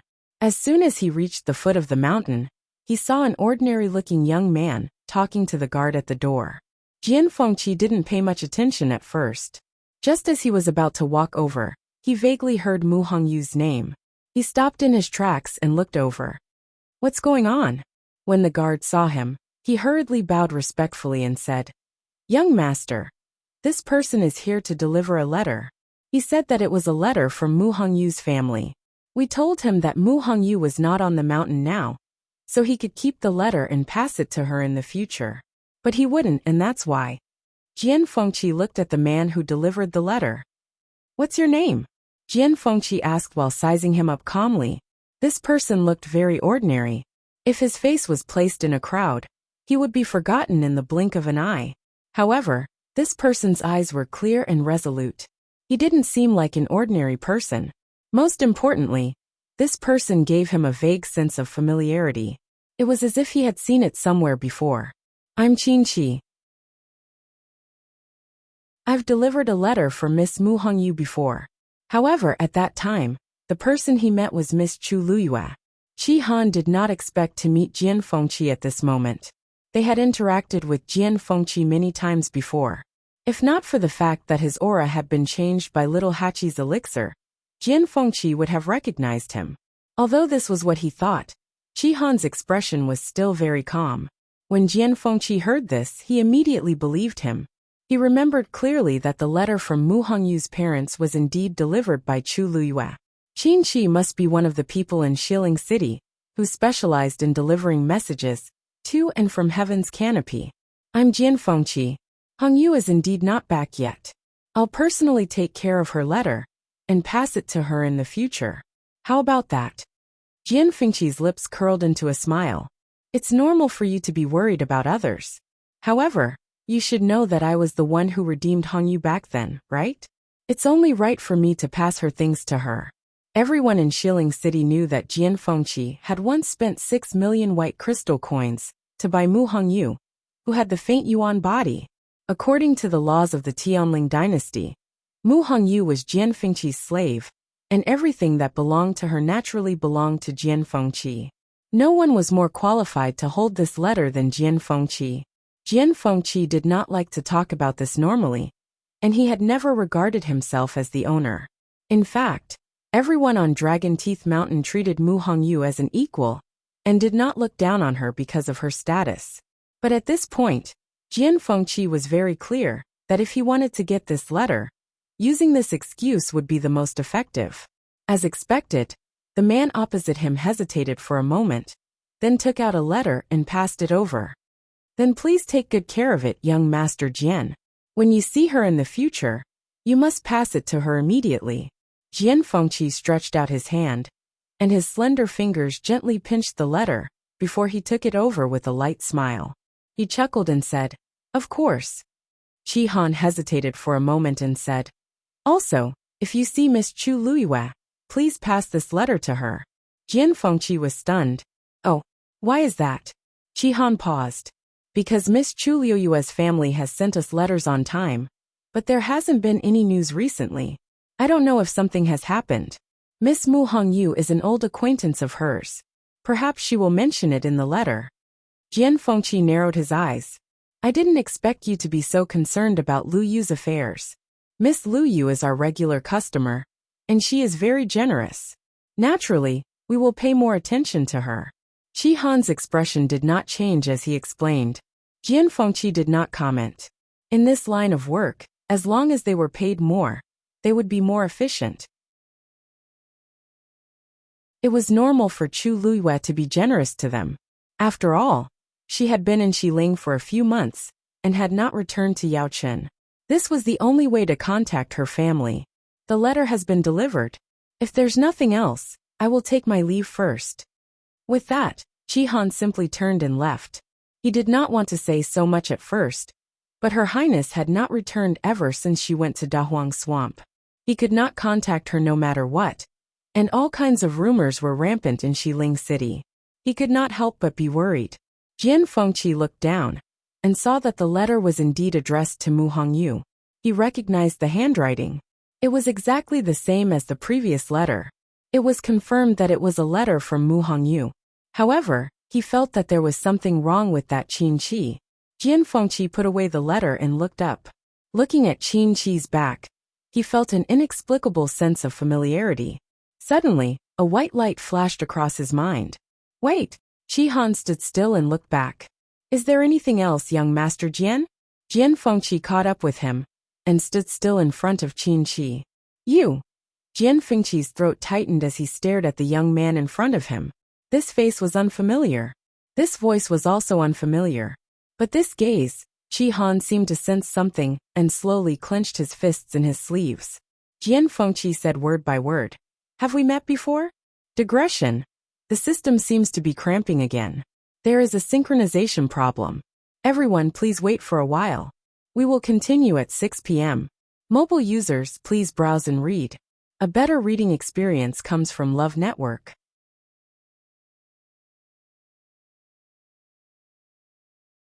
Chapter 827. Qi Han's tone was calm. "I'm just a messenger. I've never interacted with you before. However, I've been in Xiling City for many years and have indeed seen you a few times. I didn't expect you to still remember me." Jian Fengqi was the tyrant of Xiling. Many people had seen him before. Even if they hadn't seen him personally, they must have heard many rumors about him. Especially his icy blue eyes. They were the symbol of the Jian family of Dragon Teeth Mountain. Who didn't know that? Jian Fengqi narrowed his eyes and smiled. "That's not what I meant. Please forgive my stupidity. I don't know what you mean. If there's anything, please enlighten me." Qi Han had already vaguely guessed something, but he didn't show any panic on his face. He just asked with a calm expression. They were the 13 Yu guards after all. If they couldn't even handle this, they would be too useless. Jian Fengqi crossed his arms and touched his chin with one hand. He seemed to be deep in thought, and his smile deepened. "I don't know why, but I feel that you're very familiar when I see you. We seem to know each other." "You must be joking, young Master Jian. My status is lowly. How could I have the chance to know you?" "Yes, I've never needed to send messages outside heaven's canopy. I've never interacted with you before. You look very similar to an old friend of mine." Jian Fengqi raised his brows. "There's also a Qi in his name. Don't you think it's a coincidence?" Qi Han's pupils constricted. He had already changed his appearance. Even if Jiang Yuqing was standing here, he wouldn't be able to recognize him. However, Jian Fengqi could. because Jian Fengqi was more familiar with the 13 Yu guards than Jiang Yucheng, especially Qi Han. Jian Fengqi always had a bone to pick with Shangguan Yu in the past. He liked to find trouble with them whenever he had nothing to do. Every time this happened, Qi Han would rush up to him and compete with him. Qi Han's cultivation level was higher than Jian Fengqi's. However, Jian Fengqi was a celestial physician and would occasionally give him medicine. Both of them had their victories and defeats, so it was basically a draw. As a result, they naturally understood each other better. Although Qi Han's face was always cold, he was loyal to Shangguan Yu. Every time he encountered something related to Shangguan Yu, he would not hold back. His courage and hot-bloodedness were all dedicated to the one person he was following. It was also because of this temperament that when they rushed back to the West Hill and saw the fire burning in the royal family's ancestral hall, he ignored everyone's obstruction and rushed in, finally burning his face. Now that he saw Jian Fengqi again, it was within his expectations that he would be able to guess who he was. However, this was not a good time to reveal his identity. What is young Master Jian trying to say? Qi Han frowned. Seeing the two of them talking, the two guards couldn't help but look over from time to time. Jian Fengqi suddenly smiled. It's nothing. It's just that I feel that you're quite suitable for this young master. Qi Han was stunned. Jian Fengqi's expression clearly indicated that he had already confirmed his identity. But why was he helping him to cover it up? Jian Fengqi suddenly threw a heavy bag over, and Qi Han caught it. This is 1,000 white crystal coins. Help me do something today, and this money is all yours. Qi Han was even more puzzled, but he still asked, what does young Master Jian want this little one to do? Jian Fengqi blinked. I'm going to Chunfeng restaurant. Come with me. Qi Han never expected that Jian Fengqi would spend so much money just to make a trip to Chunfeng restaurant with him. It was only when the two of them arrived at the entrance of Chunfeng restaurant that Qi Han was sure that Jian Fengqi wasn't joking with him. Let's go. Seeing Qi Han standing at the entrance with an indescribable expression, Jian Fengqi laughed wildly in his heart. If this was in the past, Qi Han would definitely have fought with him directly. Unfortunately, they were in public now. Due to his identity, he could only listen to Jian Fengqi's orders obediently. Qi Han's voice was several degrees colder, and the air around him was so cold that it could freeze people to death. Young Master Jian, you don't have to joke about this, right? What exactly do you want to do? Just tell me. Jian Fengqi saw that Qi Han's feet seemed to be nailed to the ground, and he refused to take a step forward no matter what. He almost laughed out loud. Chunfeng restaurant is a place that countless men in West Hill yearn for. Why do you seem to be avoiding it like it's a snake or a scorpion? You'll know what you want when you follow me in. Qi Han's face was tense. If not for the fact that he was worried that Jian Fengqi would reveal his identity, he definitely wouldn't have tolerated his impudence. However, to let him enter this kind of place was indeed akin to torture. At this moment, Madame Zhang had already seen Jian Fengqi's figure from inside the restaurant. She hurriedly came out to welcome him, shaking with laughter. Oh, isn't this young Master Jian? You haven't been here for a while. The girls have been missing you. A trace of disdain appeared on Qi Han's face. In West Hill City, who didn't know that Chunfeng restaurant was Jian Fengqi's second home? He had lived here longer than he had in Dragon Teeth Mountain. However, Jian Fengqi didn't find it shameful. Instead, he was proud of it. He was cheerful every day, as if he was enjoying himself in a drunken stupor. Jian Fengqi didn't need to turn around to know what kind of expression Qi Han was using to look at him. Swish! He opened his folding fan, and a carefree smile appeared on his face. A day without little Luer feels like 3 years. Aren't I here now? Madame Zhang was a discerning person. When she was inside, she saw Jian Fengqi talking to the young man behind him, and they seemed to be quite familiar with each other. Therefore, after greeting Jian Fengqi, Madame Zhang immediately walked towards Qi Han with an eager smile. Oh, this young master is really handsome. How come I haven't seen you before? Is this your first time here at Chunfeng restaurant? Qi Han quickly avoided Madame Zhang's actions, and the aura around him became even colder. Madame Zhang's action missed, and she felt a little awkward. She subconsciously looked at Jian Fengqi. Haha, Madame Zhang, this is my friend. However, he came with me today. I'm here, so you don't have to worry. Go and invite little Luer over. You don't have to wait on anything else. Madame Zhang saw that Jian Fengqi was so protective of this young man, and her attitude became even more courteous. Yes, yes. Please come in. With that, she immediately ran to find Shui Luer. Qi Han's eyes flickered when he heard Shui Luer's name. Jian Fengqi raised his chin. Let's go. Qi Han paused for a moment, and finally followed her in. The two of them arrived at Jian Fengqi's private room. It was daytime, and there weren't many people in Chunfeng restaurant. Moreover, it was very common for Jian Fengqi to come here, so they didn't attract much attention.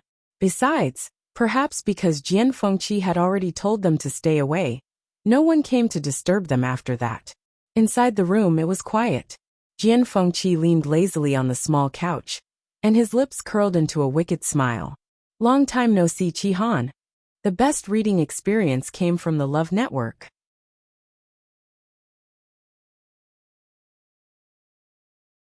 Chapter 828. As expected, he had already recognized him. Qi Han's heart skipped a beat, but because he had already guessed it, he quickly calmed down. Since this layer of window paper had already been broken, there was no need to continue acting. Qi Han went straight to the point and asked, "Why did you call me here today?" A look of surprise flashed across Jian Fengqi's eyes, and he sat up straight. "You admit it just like that? I thought I would have to spend a lot of effort before you would admit it." Qi Han frowned, and a trace of impatience appeared in his eyes. "You have already confirmed my identity in your heart. No matter how I explain, you will not change your mind, right? If you have something to say, just say it. I am very busy. TSK, you are still as impolite as before." Jian Fengqi shrugged, and did not intend to beat around the bush. "When did you return to West Hill?" Qi Han's voice was cold and hard. "It has nothing to do with you." Jian Fengqi choked, and his eyelids twitched. Why was it that after such a long time, Qi Han's bad temper was still the same as before? But when he thought of the 13U's current situation, Jian Fengqi suppressed his anger and swallowed back the words he wanted to say. "Jiang Yuqing's killing order has not been revoked yet, and you came back so boldly? Could it be that you are here to die?" This was not a joke. Jiang Yuqing had made up his mind to exterminate the 13U. It was too dangerous for Qi Han to appear in West Hill so openly. Although he had changed so much that ordinary people would not be able to recognize him. What if? It was absolutely impossible for a person to completely change into another person. His identity might be exposed at any time. Besides, the person they were going to face was Jiang Yuqing, who already had a lot of power in his hands. "I have my own plans." Qi Han's answer was extremely brief, and he had no intention of continuing the conversation.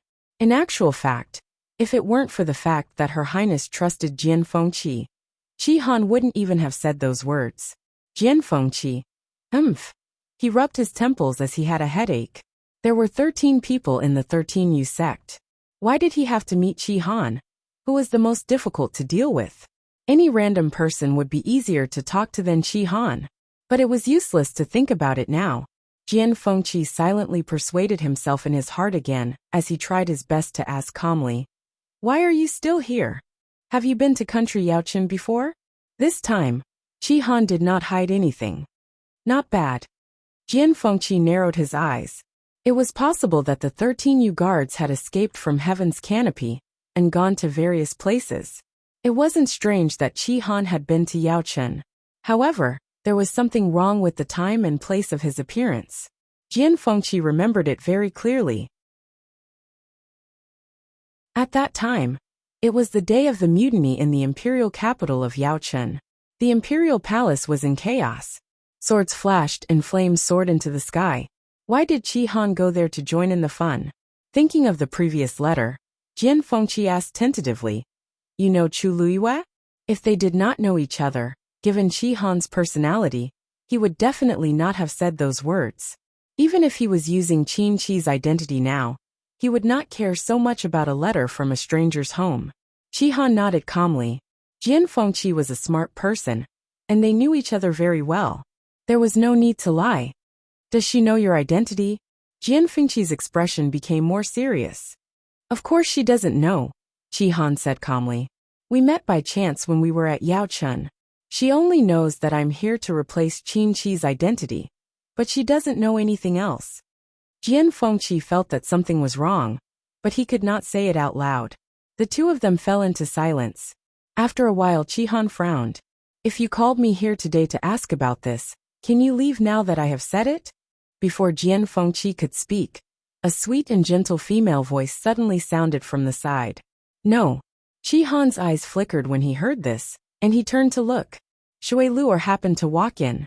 She was wearing a green dress today, and a white jade hairpin in her hair. She looked elegant and refined. Her every move was more like a young lady raised by an aristocratic family. She walked toward the two of them, and stood beside Qi Han. Her lips curled into a smile, and a hint of natural charm appeared in her eyes. Qi Han, why are you leaving so soon? We haven't had the time to have a good chat. Qi Han pursed his lips slightly. He did not have any ill intentions toward Shui Luer. I'm in a hurry. If you have any other questions, feel free to ask. Shui Luer sighed. Tell me first. Was the person at Xiaohou residence a few days ago you? Qi Han paused and did not speak. Shui Luer smiled helplessly. If you don't trust the two of us, we'll tell you first. The expression on her face was much more restrained as she said seriously. I can tell you that I went to Xiaohou residence a few days ago. Speaking of which, I have to thank you for luring Xiaohou Rong and the others away that day. You saved me a lot of trouble. Qi Han glanced at Shui Luer. The two of them looked at each other. Shui Luer said frankly, You're right. You are right. The 9 Clouds Yuan recovery pill is with me now. Dahuang Swamp. The sky was bright. Chu Luiyue and the others ran all the way from the Mystic Forest, and finally reached the border connected to Mirror Lake. The weather was clear, and there were no clouds for thousands of miles. Mirror Lake was calm. Occasionally, the wind would blow and create ripples. All the scenery was reflected in the Mirror Lake, like a beautiful painting. Chu Luiyue immediately saw the dancing lotus swaying gently in the center of the lake. The pinkish-white translucent petals looked like high-quality jade under the sunlight. There was even a thin layer of crystal-clear light. Chu Luiyue patted Dumpling's head gently, and was about to go over. Yi Ranran quickly said, Lu Yu, wait! Chu Luiyue looked at her, and saw a hint of worry on Yi Ranran's face. Lu Yu, the dancing lotus is a top-grade heavenly treasure. Won't it be unsafe to take it rashly? She was also a celestial physician. It was impossible for her not to desire the dancing lotus. After all, some people might not even see it once in their lifetime. However, it was also because of this that Yi Ranran was even more worried. Chu Luiyue chuckled. Don't worry. I know how to take it. Yi Ranran was relieved when he saw her confident expression. Then be careful. Chu Luiyue nodded. I'll be back soon. Then, Dumpling spread her wings and flew up. She was extremely fast. Soon, she reached the center of Mirror Lake and hovered above the dancing lotus. Chu Luiyue glanced at the dancing lotus and bit her index finger. A dark red bead of blood immediately gushed out. Then Dumpling bent down. Chu Luiyue stretched out her hand and reached for the dancing lotus. Crack. A crisp sound was heard. Digression. Everyone should know that the recent review has been very strict. I've done a second self-review today. A small part of the content at the beginning has been modified, but it won't affect the reading. I'm now writing while changing the text. Please forgive me. At about 7 p.m., mobile phone users, please browse for a better reading experience from Love Network.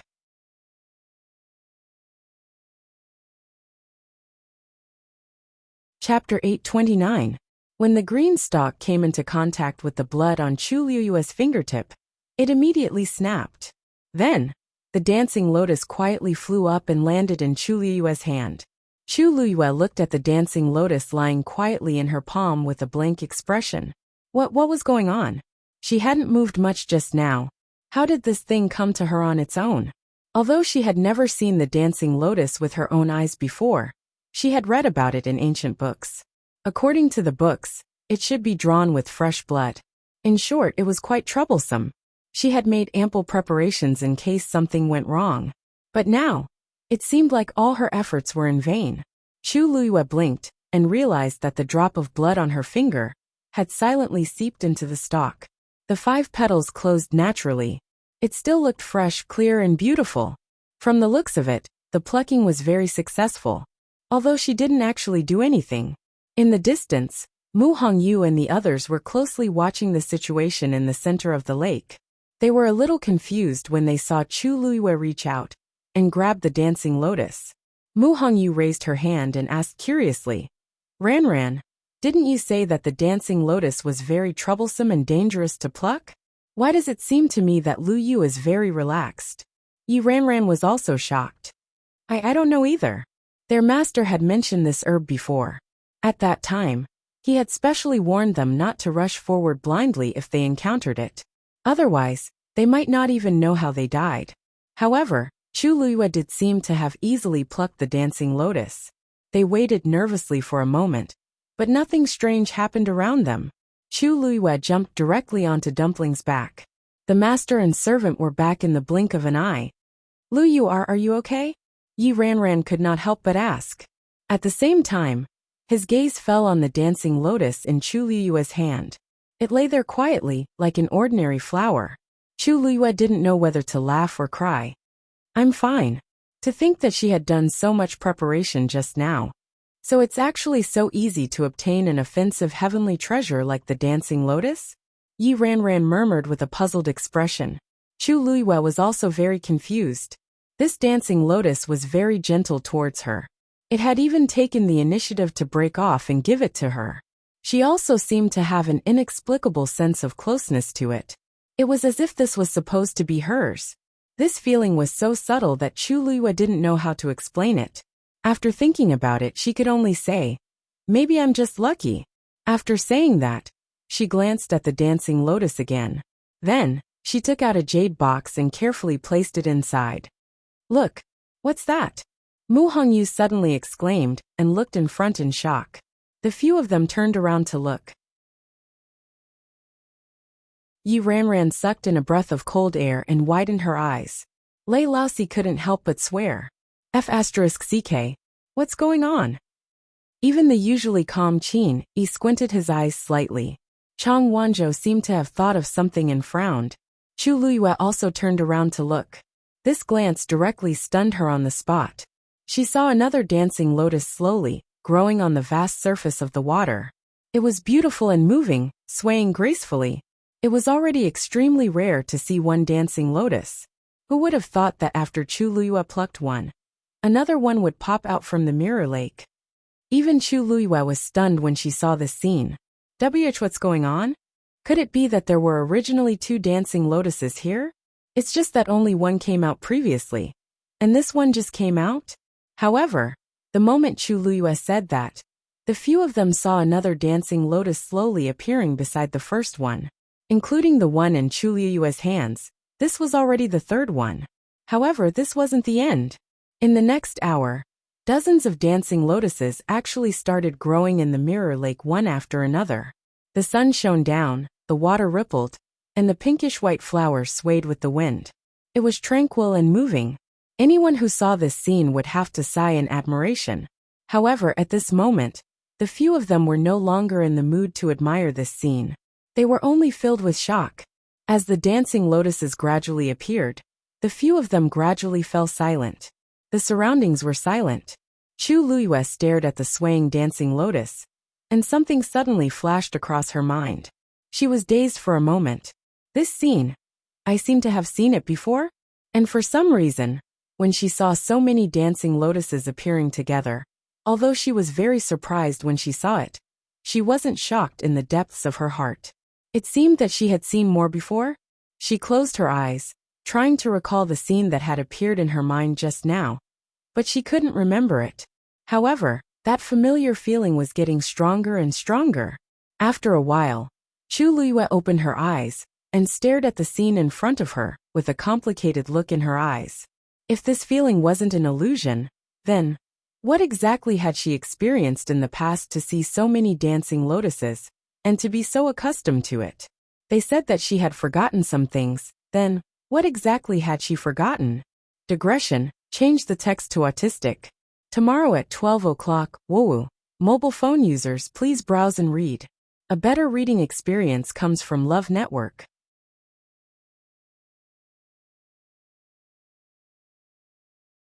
Chapter 830.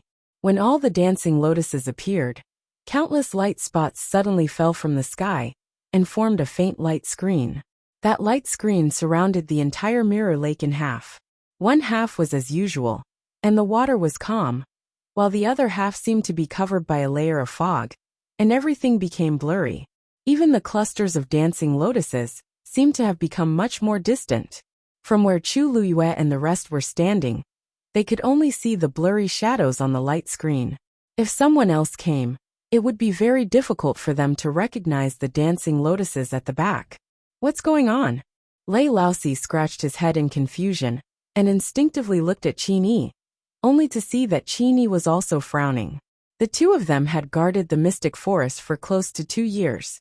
Other than the Red Moon Desert, they basically didn't go there much, but they were quite familiar with the other places. They had come to this mirror lake more than 10 times, but they had never seen such a scene before. Chu Luyue watched this scene with a serious gaze. For some reason, she felt like someone was protecting all the dancing lotuses. I just don't know who has such heaven-defying means. These are extremely precious dancing lotuses. Normal people might not even see them once in their entire lives, but there are so many of them here. She held her breath and looked at the thin layer of light screen. There seemed to be specks of gold on it, but they disappeared in an instant and couldn't be seen clearly. If these dancing lotuses really belonged to one person, why did that person let me take another one?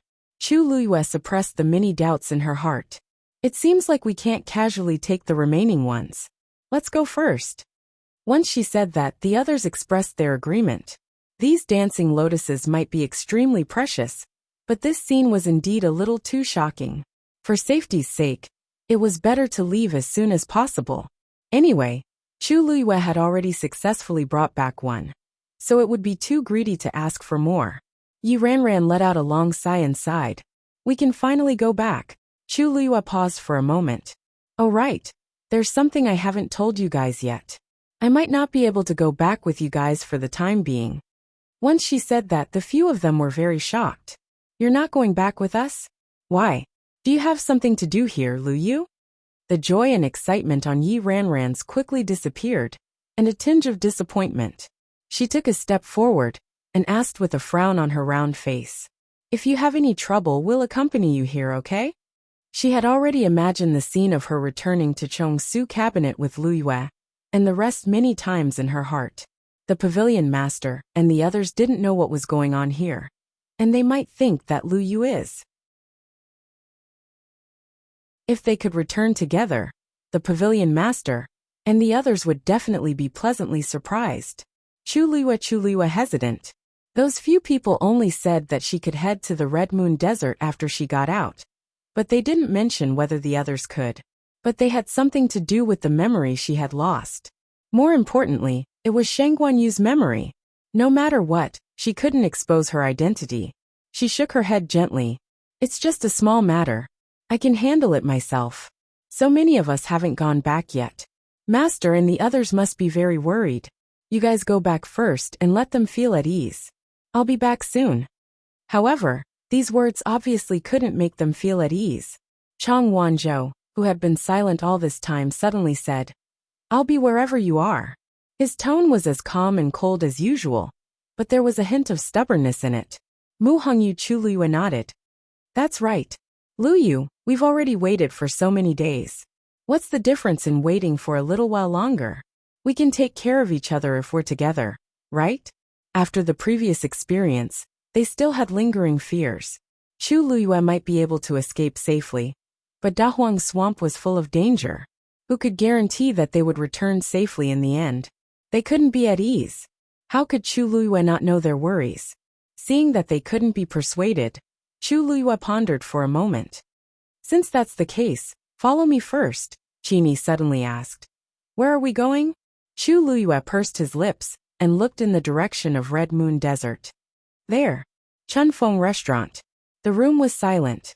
Shihan didn't expect Shui Lu, or to be so honest, and directly admit that the 9 Clouds Yuan recovery pill was with her. It was needless to say how precious this item was. No one in the Tianling dynasty would dare to say a word about it if they obtained it. Yet Shui Luer said it so straightforwardly. The person that day was indeed me. Qi Han kept quiet for a moment and finally nodded. Shui Luer's originally nervous expression eased up a lot. Since Qi Han dared to say this, it meant that he was willing to let down his guard and communicate with them. This would naturally make things much more convenient. Why did you steal that item? Qi Han continued to ask.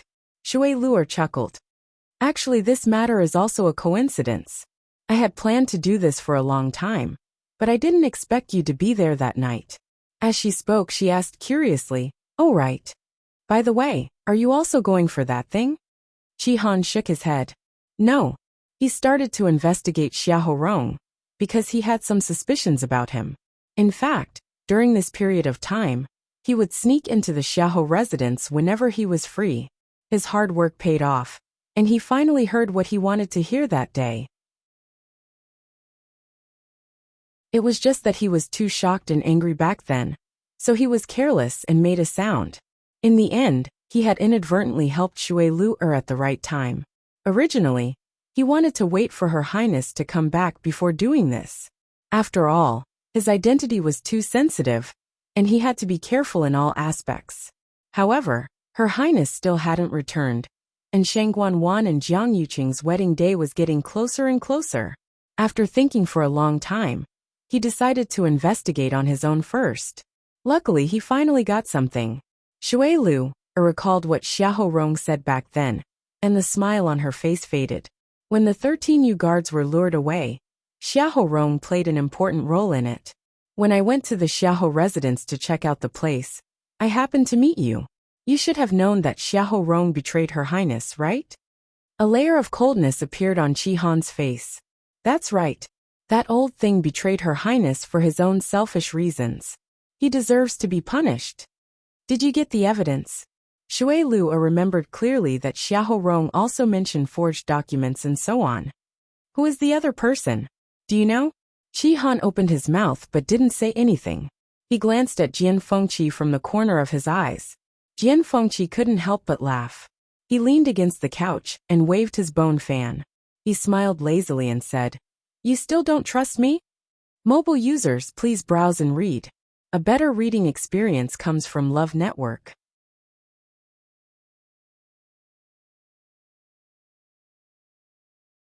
Chapter 831.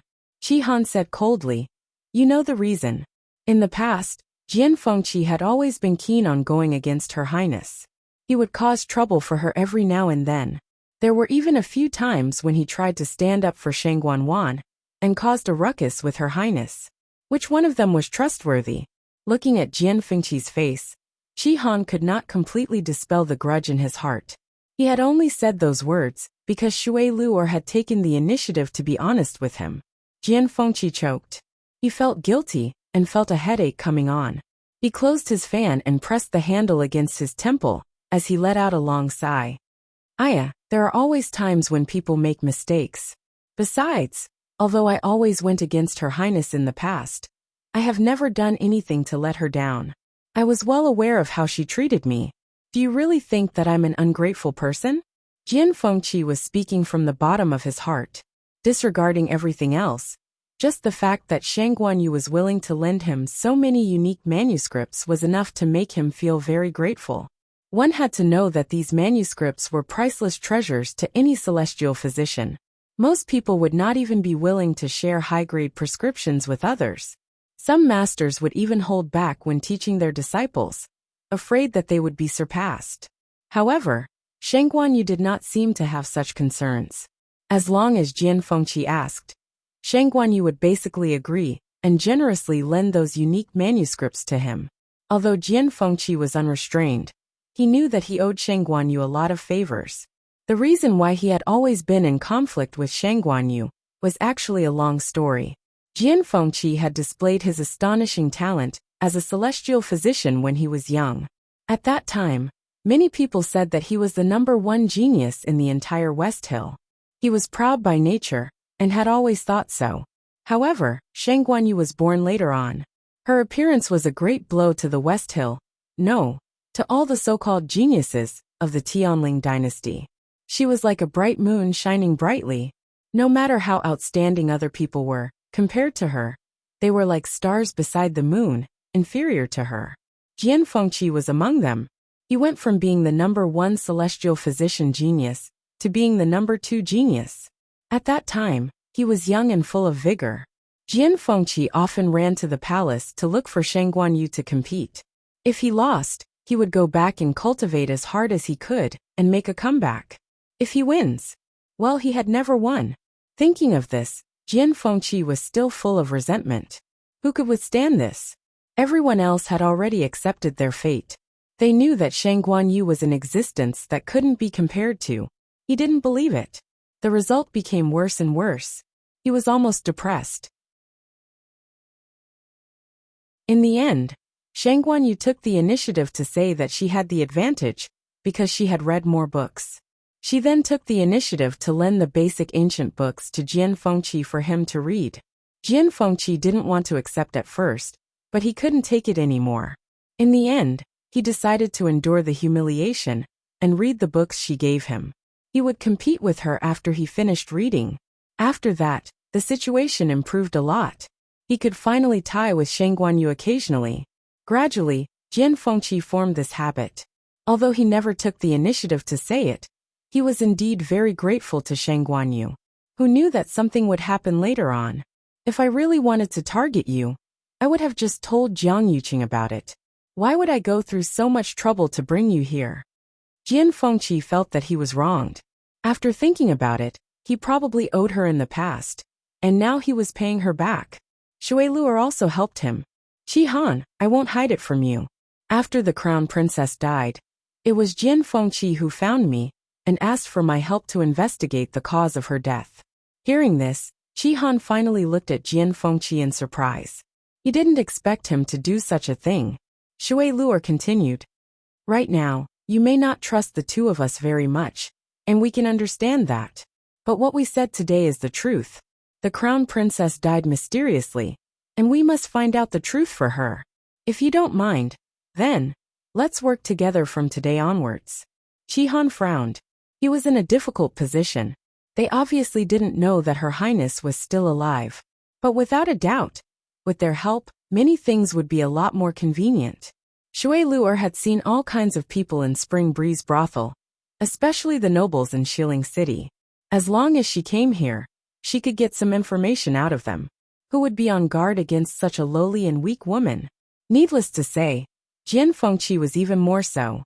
He was of noble status and had a flamboyant personality. He could do whatever he wanted in Shilling City. Basically, no one cared about what he wanted to do. There was a short moment of silence in the room. Then Jian Fengqi finally said, If I say that I found out who poisoned Her Highness, will you agree to cooperate? Qi Han suddenly looked up. What did you say? Jian Fengqi smiled. He reached out his hand, dipped it in the water in the teacup beside him, and wrote a name on the small table. Qi Han saw it clearly. Jian Fengqi's hand burned, and the water on the teacup instantly dried up. Oh right, I forgot to tell you. Actually, it was this person who poisoned the crown princess. Qi Han gritted his teeth, and his expression was tense. How can you be sure? Do you have evidence? Jian Fengqi blinked and smiled meaningfully. Her Highness told me personally. Mobile users, please browse and read. A better reading experience comes from Love Network.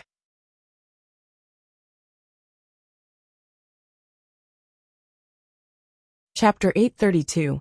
It was nighttime in the palace. A black figure flashed and disappeared from Huayang Palace like a ghost. Her movements were silent, and there was no fluctuation of force. Hence, it did not attract the attention of the guards. The moonlight shone down, and the night was as cool as water. The surroundings were quiet. So much, so that Shang Guanwan could clearly hear her own beating heart. She clutched her chest and pressed her body against the door. The blood in her body seemed to have frozen, bringing with it an icy aura. Her limbs were extremely stiff. She did not dare to breathe loudly. Her eyes were wide open, and there was still a tinge of blood in her eyes. Her forehead was covered with fine beads of sweat, and her lips were pale. If someone came in and saw her like this, they would definitely think that they had seen a ghost. Her mind was completely blank. Just now, look at you. A cold and hoarse voice sounded beside her ear, with a trace of contempt and disdain. You only took a person's yuan meridian. Is there a need to be like this? It's useless. Shangguan swallowed her saliva with difficulty. She wanted to suppress the fear in her heart, but it was no use. Everything that happened just now was still replaying clearly in her mind, over and over again. She knew that she was a ruthless person. After so many years, in order to get to where she was today, what kind of methods had she not used? Even when she finished off all those people in the mystic forest, her expression did not change. But, even if she was like this, when she thought of everything that happened just now, she could not help but feel a deep sense of fear. I don't. Ugh. Shangguan wanted to defend herself. But the moment she opened her mouth, a thick smell of blood rushed up from her stomach. She almost vomited. She bent down and retched for a long time. Only when her face was red and her eyes were filled with tears did she finally feel better. However, after this torment, her body was almost exhausted. She slowly and weakly fell to the ground. If it was not for the enchantment that was set up in the room, this commotion would definitely attract people. A sneer sounded beside her ear. It's only the first day, and you're already like this. I think there's no need to continue. No. Shangguan immediately reacted and shouted hurriedly. I'm fine. I can do it. Whatever you want me to do, I'll definitely do it well. You know what to do. After saying this, the voice disappeared. Shangguan took a few deep breaths and calmed herself down. The fear in her eyes slowly dissipated. What was left was a viciousness and determination. It wasn't easy for her to reach her current position, so no one could stop her. She sat cross-legged.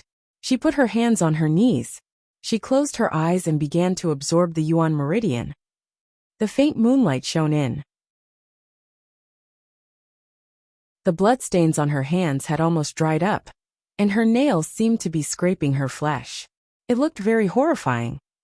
Early the next morning, news spread from the Lingyun sect that a disciple had gone missing. Most importantly, this disciple was a genius with a Daijing Yuan meridian that they had just accepted this year. Unlike top sects like Dragon Teeth Mountain, Soaring Cloud sect did not have many Daijing Yuan meridian geniuses. The sudden disappearance of one of them caused quite a commotion, but there were many sects in Shilling City, and Soaring Cloud sect was one of the most inconspicuous ones. The disappearance of one person did not attract the attention of the people outside the sect. Perhaps he ran out on his own, or was delayed by something at the last minute. Even the people from the Soaring Cloud sect were optimistic, thinking that they would be able to find them soon.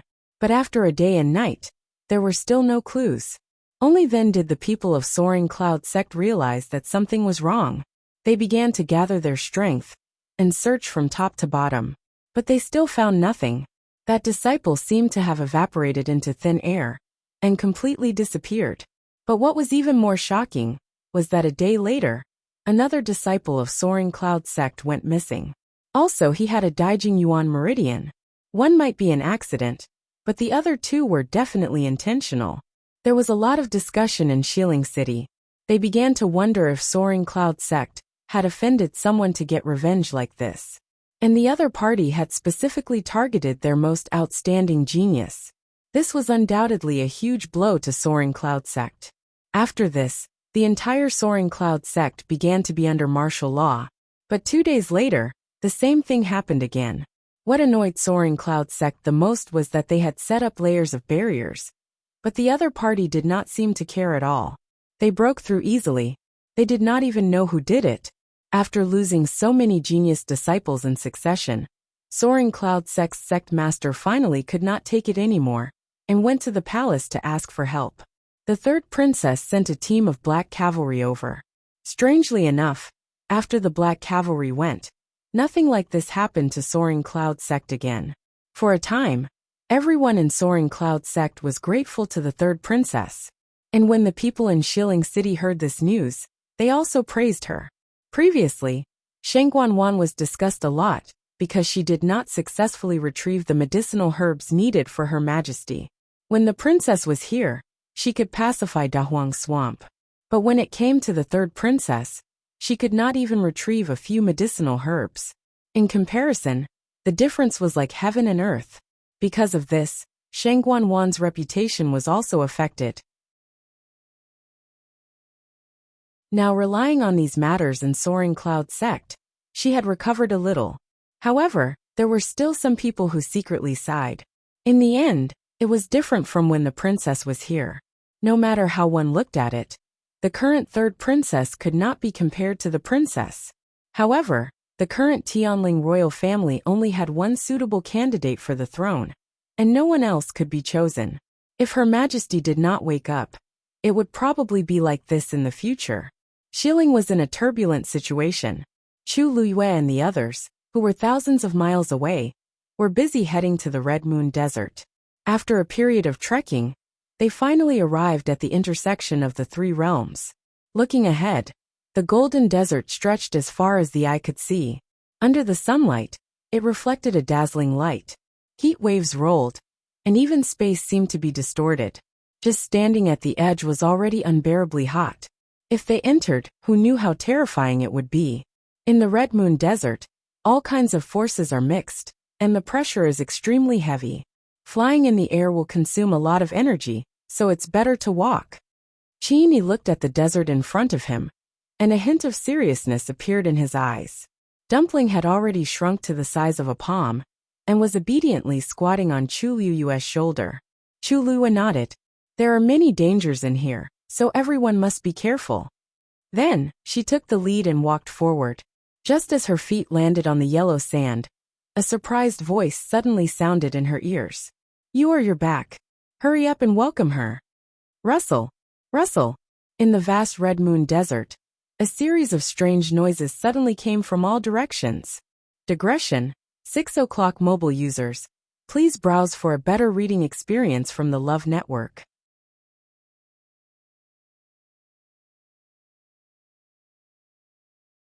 Chapter 833. Something seemed to be surging under the desert, and it was all heading toward Chu Luiyue. Chu Luiyue was stunned for a moment, then she felt something moving under her feet. She looked down and realized that the sand under her feet was moving rapidly. It was as if there was an invisible hand pulling her forward. Luyu! Several people shouted behind her. Chu Luiyue hurriedly looked back, but was shocked to find that the figures of those people had already disappeared. Ha ha ha. They have already been sent to other places. If it weren't for you, they wouldn't have entered this place so easily. This was Diwu Zhang's voice. Chu Luiyue's heart skipped a beat. She was about to speak when she heard him continue. Don't worry, girl. Since they are your friends, we naturally won't hurt them. Only then did Chu Luiyue relax and allow the yellow sand under her feet to send her into the depths of the Red Moon Desert. The closer she got, the clearer the clamor from before. The girl is back. Get out of the way, get out of the way. Don't block the way. Bah! Why are you so anxious? You're not anxious, but I am. Get out of the way. Let me see what this girl looks like now. Hearing the lively discussion about her, Chu Luiyue's mood became very strange. Why did it seem like she was very popular here? It was no exaggeration to say that she simply had the illusion of returning home. However, she didn't see a single figure when she looked around. Only the yellow sand under her feet was moving continuously, and that sound seemed to be coming from below. Strange, she had come to the Red Moon Desert before, but she didn't see such a scene then. But now it seemed that those people weren't lying when they said that she liked to come to the Red Moon Desert the most. And it seemed that she had a deep relationship with this place. When other people came to Red Moon Desert, they had a hard time walking. However, it was very easy for Chu Luiyue. She didn't even need to walk. The yellow sand under her feet automatically and quickly sent her forward. After a while, she finally stopped in front of an oasis. This was a clear and clean lake, and it was also the coolest and most comfortable place in this scorching hot desert. She took 2 steps forward, stood by the lake, and saw her own reflection. The chatter by her ears disappeared in an instant, and she fell into a strange silence. After a moment, a slightly shrill voice exclaimed, Why does she look different? Upon hearing this, Chu Luiyue instantly narrowed her eyes. Ah, it's her. This face to be her. Another voice full of joy. Furthermore, the aura on her body is unique in this world. She is definitely your. It's her. Let me see. Let me see. Noises resumed in the surroundings. For a moment, Yayu didn't know whether you instead she was quite used. Chu Luiyue stared at the lake. It was a light blue color, and the water surface was sparkling. At a glance, it looked like a huge sapphire. The breeze on the water surface seemed to carry a trace of coldness and sweetness. Alright, you've all seen. Let's disperse first. This time, you came here for proper business. Diwu Zhang's voice carried a trace of majesty. Ripples suddenly appeared on the surface of the water. The voices gradually dispersed with reluctance. Soon, the surface of the lake regained its tranquility. Chu Luiyue was surprised and asked the lake surface tentatively, "What's the matter? Senior Diwu? Are you under here?" Diwu Zhangzi laughed. "You can say yes, but you can also say no. The entire Red Moon Desert is our territory. You can go anywhere. It's just that this place used to be your favorite, so we directly brought you here." Apart from not being able to leave the Red Moon Desert at will, they could do whatever they wanted here. Chu Luiyue nodded thoughtfully. With their strength, it was normal for them to be able to do this.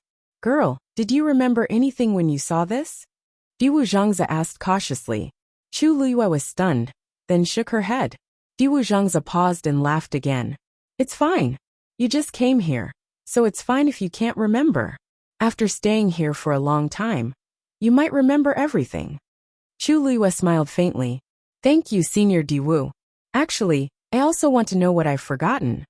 She vaguely felt that it was very important content, but she didn't know where to start. It would be best if she could remember it here. "What are you thanking him for? We haven't done anything yet." Lan Xiao snorted softly, then asked with slight disdain, "Girl, it's been so long. Why are you still at the peak of stage 5? Chu Luiyue was speechless. Mu Hongyu and the others were already very shocked to see her break through to this level. Even Chu Luiyue felt that her breakthrough speed was already considered extremely fast. She didn't expect that there would be a day when she would be despised by others. From his tone, it seemed like she was a hopeless good-for-nothing. "Actually, I can already break through to stage 6. Sigh, you're still as worrisome as before. Stay here first, and wait until you break through to stage 6 before you start training." "Training? What training?" Chu Luiyue asked curiously. "Naturally, it's the training you went through here before." Lan Xiao sighed. "You must have forgotten all those. Learn from the beginning." Chu Luiyue was speechless. Why did she suddenly have a bad premonition? But Lan Xiao had already said it, so Chu Luiyue didn't know how to react. She could only sit cross-legged and prepare to break through. Becoming a stage 6 warrior wasn't difficult for her now, and she could do it easily. However, a stage 6 warrior that was considered outstanding in the eyes of others might not even be considered a beginner in the eyes of these few people. Tianjing Yuan Meridian, Chu Luiyue pursed her lips. She would tell everyone that even if she didn't have the Tianjing Yuan Meridian now, she would definitely not be worse than before. "Seniors, please forgive my friends." Chu Luiyue didn't have any other worries in her heart. She was just afraid that something would happen to those few people. A cold voice sounded. "They are extremely lucky to be able to come in. If you have the time, you should think about how to improve your abilities." This was Dugu Mabao's voice. Chu Luiyue's heart skipped a beat. "Senior, thank you for your guidance." With that, she immediately held her breath and prepared to break through. Lan Xiao said softly with dissatisfaction, "Why are you so fierce to her? Isn't it just Rong Xiu who broke your Xian formation again? Vent your anger on him." Mobile users, please browse and read. A better reading experience comes from Love Network. You're tuning in to the Li Mei's Sword of Destiny YouTube channel. We're so grateful for your support, and don't forget to subscribe to join us on this incredible journey through captivating stories. Your generosity through donations truly makes a world of difference, as it's the primary source of revenue that allows me to expand and enhance this channel for you. Thank you from the bottom of my heart for being a part of this adventure.